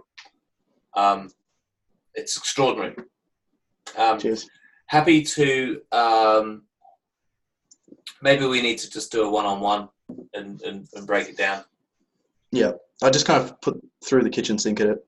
So we'll see how we can do. Anyway, thanks for listening. Hope you guys learned something. So. It's it's extraordinary, and I had so many thoughts rushing through my head as you were talking about it, too many to kind of go through now. I don't want to shortchange you, but it's just no worries. It's Ben-Hur, and you kind of go, but in a word, just really impressive. In several words, I'm glad I'm not following that. Me too. It's kind of, I don't quite know where you're going to go with the next stage, but I've got lots and lots of thoughts that we can thrash out. And cool. Way of feedback. It's just it's a much bigger conversation than we've got the forum to do. So let's try and book in some time, and we'll do and what I might even do is do a one-on-one with you instead of like marking it. I can mark it, but rather than typing out thoughts, maybe a one-on-one's the way to go. Yeah, that'd be really helpful for me. Because it's all about feedback, really. I mean, feedback's critical. Yeah, no, thanks. Happy to do that for everyone. So Thoughts? Yeah, that was a lot to take in. Terrifying. But it was good. Because it kind of like inspires me like to work on my stuff even more.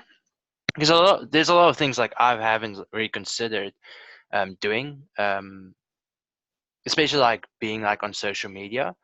It's not really something like I am like active on too much. So Sure. that's definitely like a platform I realized for myself I need to like be more involved and just like connecting with people. Yeah. What I would say for all of you, that was a phenomenal presentation with a lot of content. Bailey's a deep thinker, and he's been thinking a long time around this. This was meant to be the starting place. So wherever you're at, don't be thrown or intimidated by that. That was a lot of that was the end product of a lot of thought, and it was only meant to be the sort of starting the conversation. And Bailey's obviously proceeded down that path considerably. So I mean, as you can see, they're going, fuck, I haven't done anywhere near that. And no, I've seen a lot of presentations in my time from students.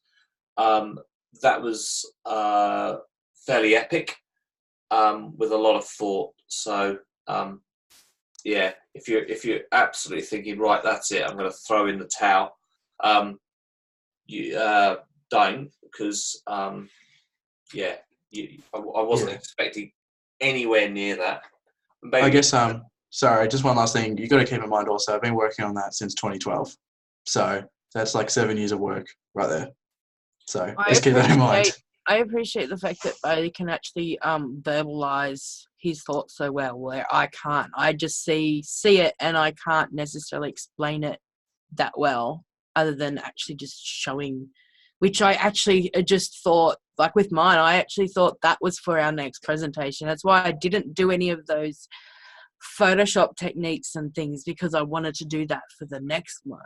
Yeah, I mean, it is for week 12, but we're at week 5 now. So, you know, do you know what? Simple always wins, you know? And ultimately, where he's ended up is actually really simple. Like, it really is. So, you know, it isn't a massively complicated brand identity that you've got. You've actually just pulled everything out the house and just laid it out on the lawn and simplified it. So, you know, it's really not that complicated, but it just looks really involved. Yeah. I found it hard too, because I've already done pretty much the same unit. Like, I probably could have got recognised prior learning for this unit, but you know, wanted to do them all again anyway.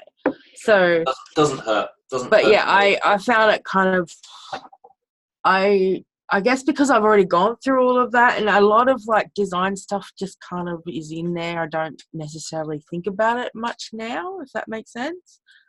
Yeah, no, it's an odd unit to have in this particular time of the course. I'm conscious of the time. We're at 9 o'clock. So who wants to go next? Yeah, I can go. I don't have much to show, but yeah. Like I said, I would be terrified going after that. So you're a very brave man.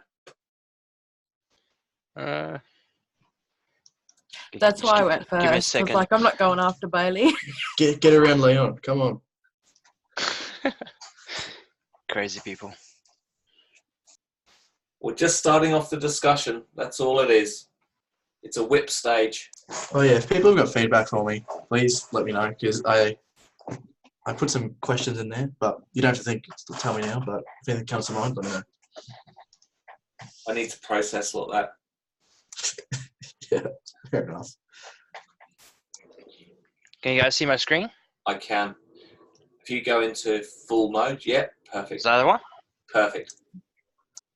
Okay, so you guys don't see anything besides it. No, we I can see see your the next next slide slide. thing. So you guys don't see this? Yes. No, we do. We see it. Oh, you do? Oh, crap. Yeah. How do you change this? Go Go into back out. escape. Because I've never used this actually. Escape. Display settings? Yeah, maybe. Go into what is it? It's PowerPoint. Just uncheck use presenter view. Oh, that one. Yep, and try again. It's on my next screen. Just go. go out. Just show us in PowerPoint. Just Just go scroll view. through it. Actually, give me a second. That's all right. Once you, Leon, There before we you, go. right, Hey. Leon, can you Yeah. do something for me? Deep breath, because I know what it's like when you're battling with technology and you don't know what you're doing, and it's like, oh my god, it throws you. So That's okay. I've like been freaking out this past 3 weeks, so I'm getting used to it now. it's good for you. This is a really safe place. It's really good for you. Okay, so for me, like the term personal branding, is semi confusing. Because when you separate it, like it makes sense for me, but when I think about personal branding, it's like a bit daunting for me personally. So I found this what you call it, definition where it says like personal branding is a complete extension of who you are and what you stand for. And that kind of like made me think like, okay, what's my why? Because that's sort of going to be represented in whatever I do, no matter like the type of work or for who I work. So for me personally, like this is like one of the things like I'm a bit like certain on is that I want to create visual stories that like inspires, impact, and especially like encourage people of all walks of life. So it's not really aimed for one specific audience, but it's more about what my project like makes them feel and experience. So my site's a bit all over the place, so I'm just going to go through them. Work in progress. It's fine. Yeah. So for me, my current network platforms is mostly like Facebook, LinkedIn, and a bit of Pinterest. But I'm not like active on it. It's just more like I go on there and view other people's stuff. Because I've only created like LinkedIn, I think earlier this year or end of last year. So a lot of the things on there, I haven't really like updated and posted like my own stuff yet. So those are definitely like areas I want to be more active on, especially like with the ones I have at the bottom, like ArtStation, the Rookies, and eventually like create my own website. That's like some of my brand goals I have, especially for next year to have those established. So next, like where I want to be and like or go. This is very broad and semi-vague, but like for me, like I just want to finish my degree and produce like semi-professional work at the end of it, in order to find work at other companies such as like film or game studios. And then I put the one start my own business as more of like that's like a very long term goal I have for myself, is Sure. to like not just like for the like time being, I'm more than happy to work for someone else and help like create their vision. But in the long run, I want to like create my own, I guess it's like sort of like my own studio or just like my own freelance business, creating the type of stories like I personally wanted to create and actually make a profit out of it. Yep. So that was that. Then like I started thinking like, okay, like in order to get to a professional level, like I need credibility. And for me, like how I build credibility is like my values put in action will then eventually like result in credibility. So I made like a list, like, because like for a lot of this process was more like just discovering like what I stand for basically, and how I can use who I am, like, to put that in a visual form. So I have a few visuals, but they're more like at the end of it. These were just questions like I'm like asking myself, which I haven't like really answered yet.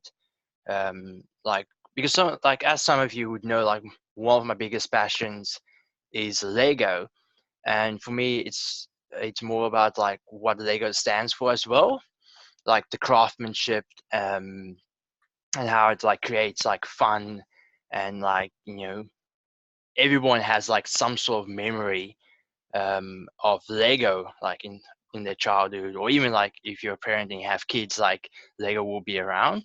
Well, I would hope so. And then some of the other things like I'm like thinking about is like what am I good at, my strengths and stuff like that. Because being a student, I guess it's a little bit difficult because you haven't really discovered it.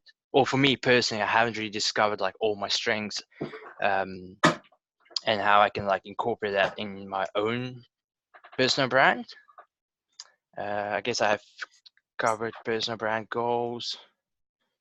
Yeah, I'll skip that for now. And another thing is like, because I'm pursuing visual storytelling, I think for me personally it's important to like ask other people like how they perceive me. And like I like the way like Bailey like did the survey about his logo. Like that might be something I'm considering doing as well, like just getting feedback on people like once I've have like semi like some work presentable. Current brand versus desirable. So the only things like I actually have like done is like my resume, which is like, this is like 3 different resumes that has like evolved over the years. The last one is like my like the one on the far right is my recent one, where the work experience section actually was influenced by the way they structured their work experience on LinkedIn.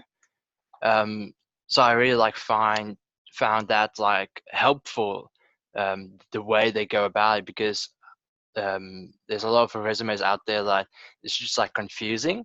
Yeah, And everyone's got an opinion about what a resume should look like. So yeah, and because like at the time I was creating the resume, it was more like for it wasn't like for a specific like industry or anything. It's just like wherever I can like apply for jobs. So I was trying to make like a generic one, but also like try to make it semi-professional. That's where I like start like implementing like the icons like next to the like the address and email and stuff like that, just to add a little bit of visual to it. Mm-hmm. Hopefully the next one will have a lot more visuals to it. I started like experimenting with design or visual devices, just to see what I like and like what comes naturally. It's still like it's a bit all over the place really, so I don't know. For me, like rough, I really dig rough thumbnails. I get rough thumbnails. It's how I work with rough, sketchy things that look like crap, and I get it. I can see ideas here. Yeah, because like the 2 that stands out the most to me is the one in the center with the curls, and then the one in the top right corner that's like 3-dimensional, but they're like 2 different like I guess shape languages. So I was like, oh, like how can I like incorporate that, which I haven't done yet. So yeah, so that's okay. any work in concepts I have. progress. Don't worry, it's happening. It's working. And I thought I'll include this because for me personally, I found like this was the first time I actually made a student work my own. So this was last trimester's final modeling assignment, where we were given a concept on the right, and then that looks so good. Sorry, That I looks didn't awesome, see the man. finish. I didn't get to see the finished the finished one looks awesome. Thanks, guys. Because as I was in the initial stage, like just blocking out, I took the approach of just having like blocks as like my like to establish scale, and then Jeremy like commented on it, like he actually like likes it, like the blocky style, and then because of that feedback, I decided to actually go down that pathway and create the whole concept or the whole environment in that cube-like style, which was a challenge because there was a lot of things I had to like solve on my own, because it's like a new, I guess not a new, but a very different approach. So there wasn't like a lot of resources to just go and like find tutorials like this is how you do it. So it really like challenged me as an individual, like to think outside the box and improve my I guess problem solving skills. So for me personally, I think like this type of like, I guess, isometric or even like pixel style appeals to me a lot. So I'm thinking of like incorporate that more into my own personal brand in the next couple of assignments or so. Definitely. And then there's like just a few more examples. For me, the hardest part was like creating like the weapons and the smaller pieces in the scene, because from a distance you can't have them like two small cubes, because then it just blends into one shape. So you still need to like be able to tell like it's made out of cubes, which was challenging. It's great. And then Like that's it's like basically what I have. 3D pixel game. Yeah. Looks really cool. Yeah, that's Wow. basically what I have at the moment. That's great. That's great. It's again, I'm compiling my thoughts around there. I'm liking what I'm seeing. Great amount of work. Bailey, have you raised your hand? Yeah, I've got some thoughts. So if you don't have any, just something really quickly. Have you heard of voxels, Leon? Yeah, so that's basically what I did for those ones. Yeah, I reckon there's some really cool kind of voxel art that I've seen before. That What's the word you're saying? Voxel. Yeah, voxel. It's a word we use in like if you guys ever do like Houdini, like really advanced stuff where you're doing like kind of volume simulations. Basically, a resolution of a volume is called like basically like you know how we got pixels. A voxel is a 3D pixel. So I don't know. I think that might be something you could chase if you wanted to go down that blocky way. And I could really see like a logo done in like an isometric style. That'd be kind of cool. Totally. That's exactly what I'm seeing. Because even like if I look at like concept art, like the ones that appeal to me the most is the ones that's done in like 3/4 views. It's like almost isometric, but it has like a bit of perspective. Like those, I don't know, because like I like technical drawing, so that style and approach of designing something appeals to me personally. Yeah, explore it. And so you can do some really cool like optical illusion stuff with that sort of isometric or what's the other one, like oblique or planimetric, that sort of stuff. Anyway, plenty of ideas there. So that isometric thing was massive kind of in the 90s in the 80s and 90s as a sort of an illustration style, that engineering style of perspective. It's like a 2D perspective. Yeah, great. Explore it. I think it's great. Yeah, thanks, guys. Really nice. Like I said, I sort of need to absorb it. I haven't got any kind of thoughts on the fly, but I'm impressed. So if for want of anything better at this stage, again, we can. And I'm just thinking on the fly that maybe we need to do one-on-one feedback sessions and discussions. So let's work towards that. Sounds good.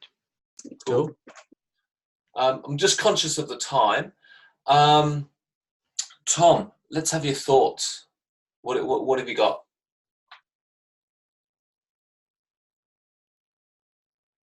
Well, it really isn't much, but It's all right. Deep breath and just tell us what work in progress. Alright, so I just wanted to. I'm just trying to move that. Oops. Basically, since 2013, I have had a, online identity as Tegan as part of a YouTube channel, which, I'm still using currently, but it's more so around my hobbies. And I added a little origin of the name there from being called Tommy Gunn in primary school, which I then eventually just shortened down to T-Gun. And then I do have other social media like Instagram related to the channel. I've got 2 Instagrams kind of, basing on one of the aspects. So one's for the customs and one's for cosplay, which again, it's just hobbies. The new branding identity is what I want to base off of what I get out of this course. So at the moment, I'm thinking of heading towards the animation pathway, but I haven't really thought too much, if I am to be honest, as I'm trying to still just get used to everything. And then I've just done some brainstorming, so of just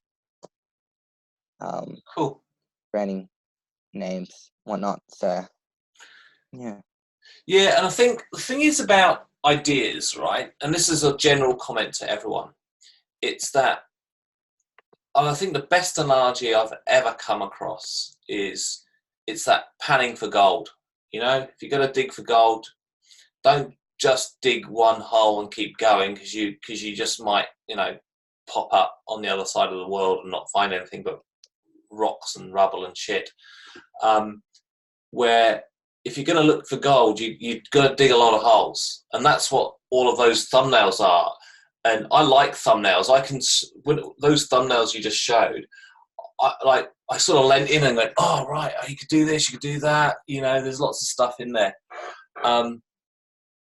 You just need to dig more holes. Every little thumbnail is just a little bloody pilot hole for some gold. I mean, Bailey lives out in gold country, out in Bendigo, and knows about panning for gold. It's in his blood out there. The more you dig. That's right. And it's literally whenever I had my design studio, whenever I had a design job, I would literally just get a pile of paper, usually salvaged out the back of the photocopier because I feel it's not precious, staple it, make a little sketchbook, and I'd go and sit in a cafe and I'd sit there for several hours until I'd filled all the pages. And my goal wasn't to come up with that genius idea. My goal was to fill the pages. My goal is to dig so many holes. And then you end up with, a lot of shit. You dig a lot of holes, you're going to end up with lots of piles of shit. And that's okay, because that's the process. But what you will do when you dig holes is you're going to find something interesting. And it might not be gold. It might be some other interesting thing that you found. And if you do that a lot, you end up with interesting things. And then, only 3 of the holes might be any good. You got all these holes everywhere. You got shitloads of sketches everywhere. And then 3 of them might be okay. And then you just scratch away a bit deeper, and you go, oh, right, this could. And that's the creative process. And that's what I think you need to do. You've got a handful of holes. Same with Sarah. You had a handful of holes. You just need to just do, and you'll get there. And that's really what I wanted you guys to do. So, Tom, have you still got your page up? Was there a conclusion? I started talking over the top of you. Sorry. No, that was pretty much it. That last. Okay, so what I'll do is I'll we've got something to work with there. And I think that the beautiful thing about tonight is you've all come from very different places. You've got different amounts of work. There's a lot of thinking going on, and that's the thing about design. Design is a thinking sport. Sorry, I had to use a sporting analogy. I know it doesn't work for you, Tom. It's didn't mean to mention the S word. It's What is but it? Sport, did you say? sport. It's a thinking sport. Tom doesn't like sport. Me neither. We hung out on Friday, and it's one thing I found out at that time. He doesn't like sport. People start talking about it, and I usually zone out. So Yeah, same. We met one of his cosplay mates who started talking about tennis, and Tom was just staring at the wall. I lost him. But yeah, it's just doing and thinking and doing, you know, and you get there. And then as soon as you get that little thread of that piece of genius, you just follow it through, and it'll just do itself.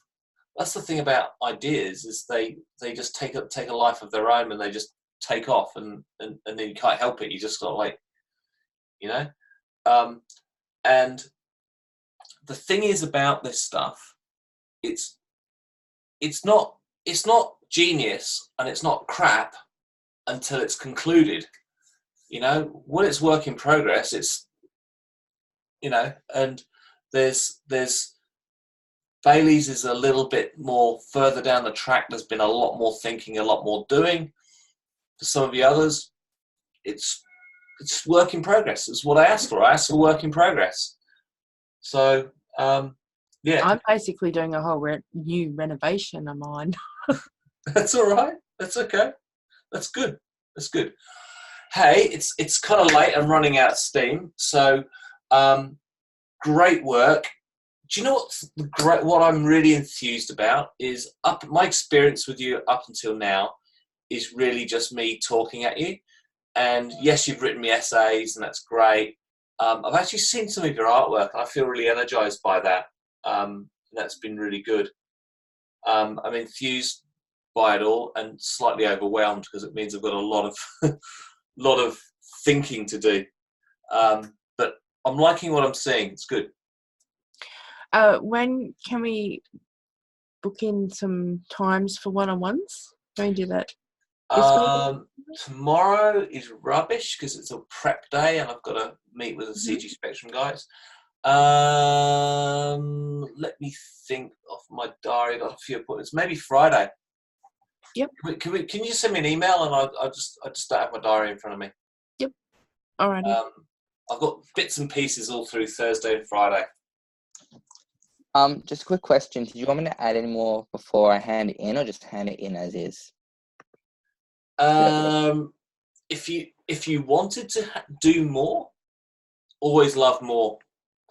But if you hand it in as is, we'll work with what we've got. All right. I might add a little bit more before I hand it in. We've had the benefit of seeing what everyone else has done, so that's probably terrified you slightly. Yeah. I was already terrified, so better.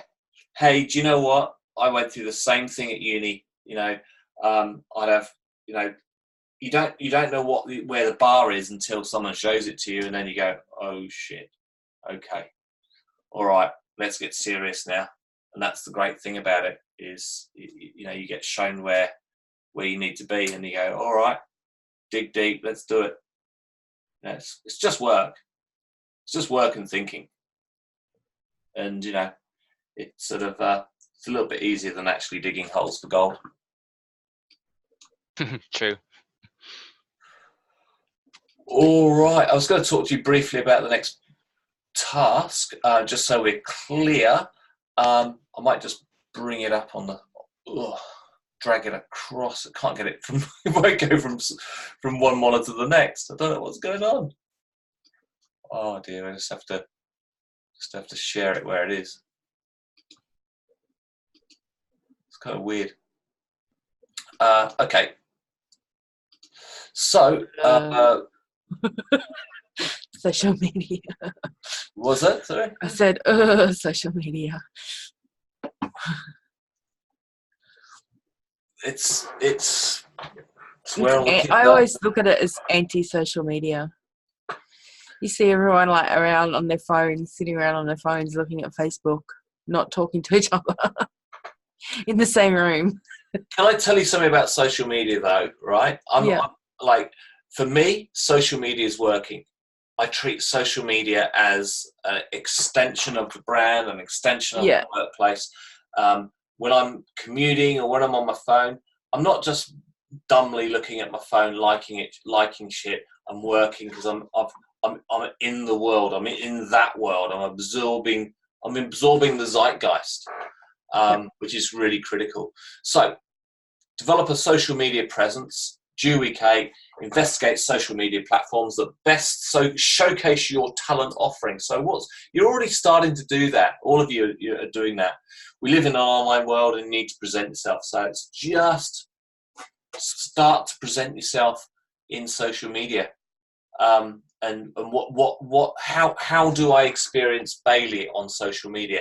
How do I experience Leon on social media? What does that look like? Start just again.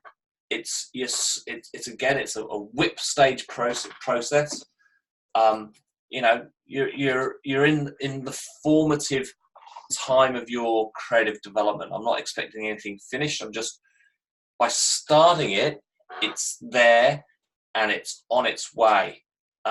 Way beyond week 12, way beyond this module, you've got a thing that's alive and breathing, and it's like you're just going to have to keep feeding into it and polishing it. So I'm not after anything polished, but we're after something. I'm waffling. Clearly, I need to go and eat something. All right, guys. Thank you for a fantastic evening. It's been great because I had a bit of a flat evening yesterday, and I was going to quit. Please don't. So I'm feeling much better. It's good. I don't Thanks, Simon. mind doing the presentation things. I just feel like, I don't know. I guess I felt okay, and then I got a bit nervous during the process of it. Do you know what? I feel nervous before every single class. I've been teaching for years, and you never get past it. And there's only one thing to do, is prep. Get the prep right. If you do the work, it's easy, and the nerves are good. You know, you need the nerves. Yeah. Because without the nerves, you don't do the work, and that's one of the things I like in class presentations. Because if you have, again, so like I said, if you haven't done the work, you're sort of standing next to a big steaming turd, and you go, ugh. And the only difference is I haven't done the work, and this is my turd. Metaphor. I wish I could just whip up a real quick 2D animation of Simon holding a turd. Work on your branding. You haven't got time for. No, I know. All right. Take care, guys. See ya. Okay. See ya. Bye. Bye. So yeah. Bye. Thank you. Yeah. Maybe.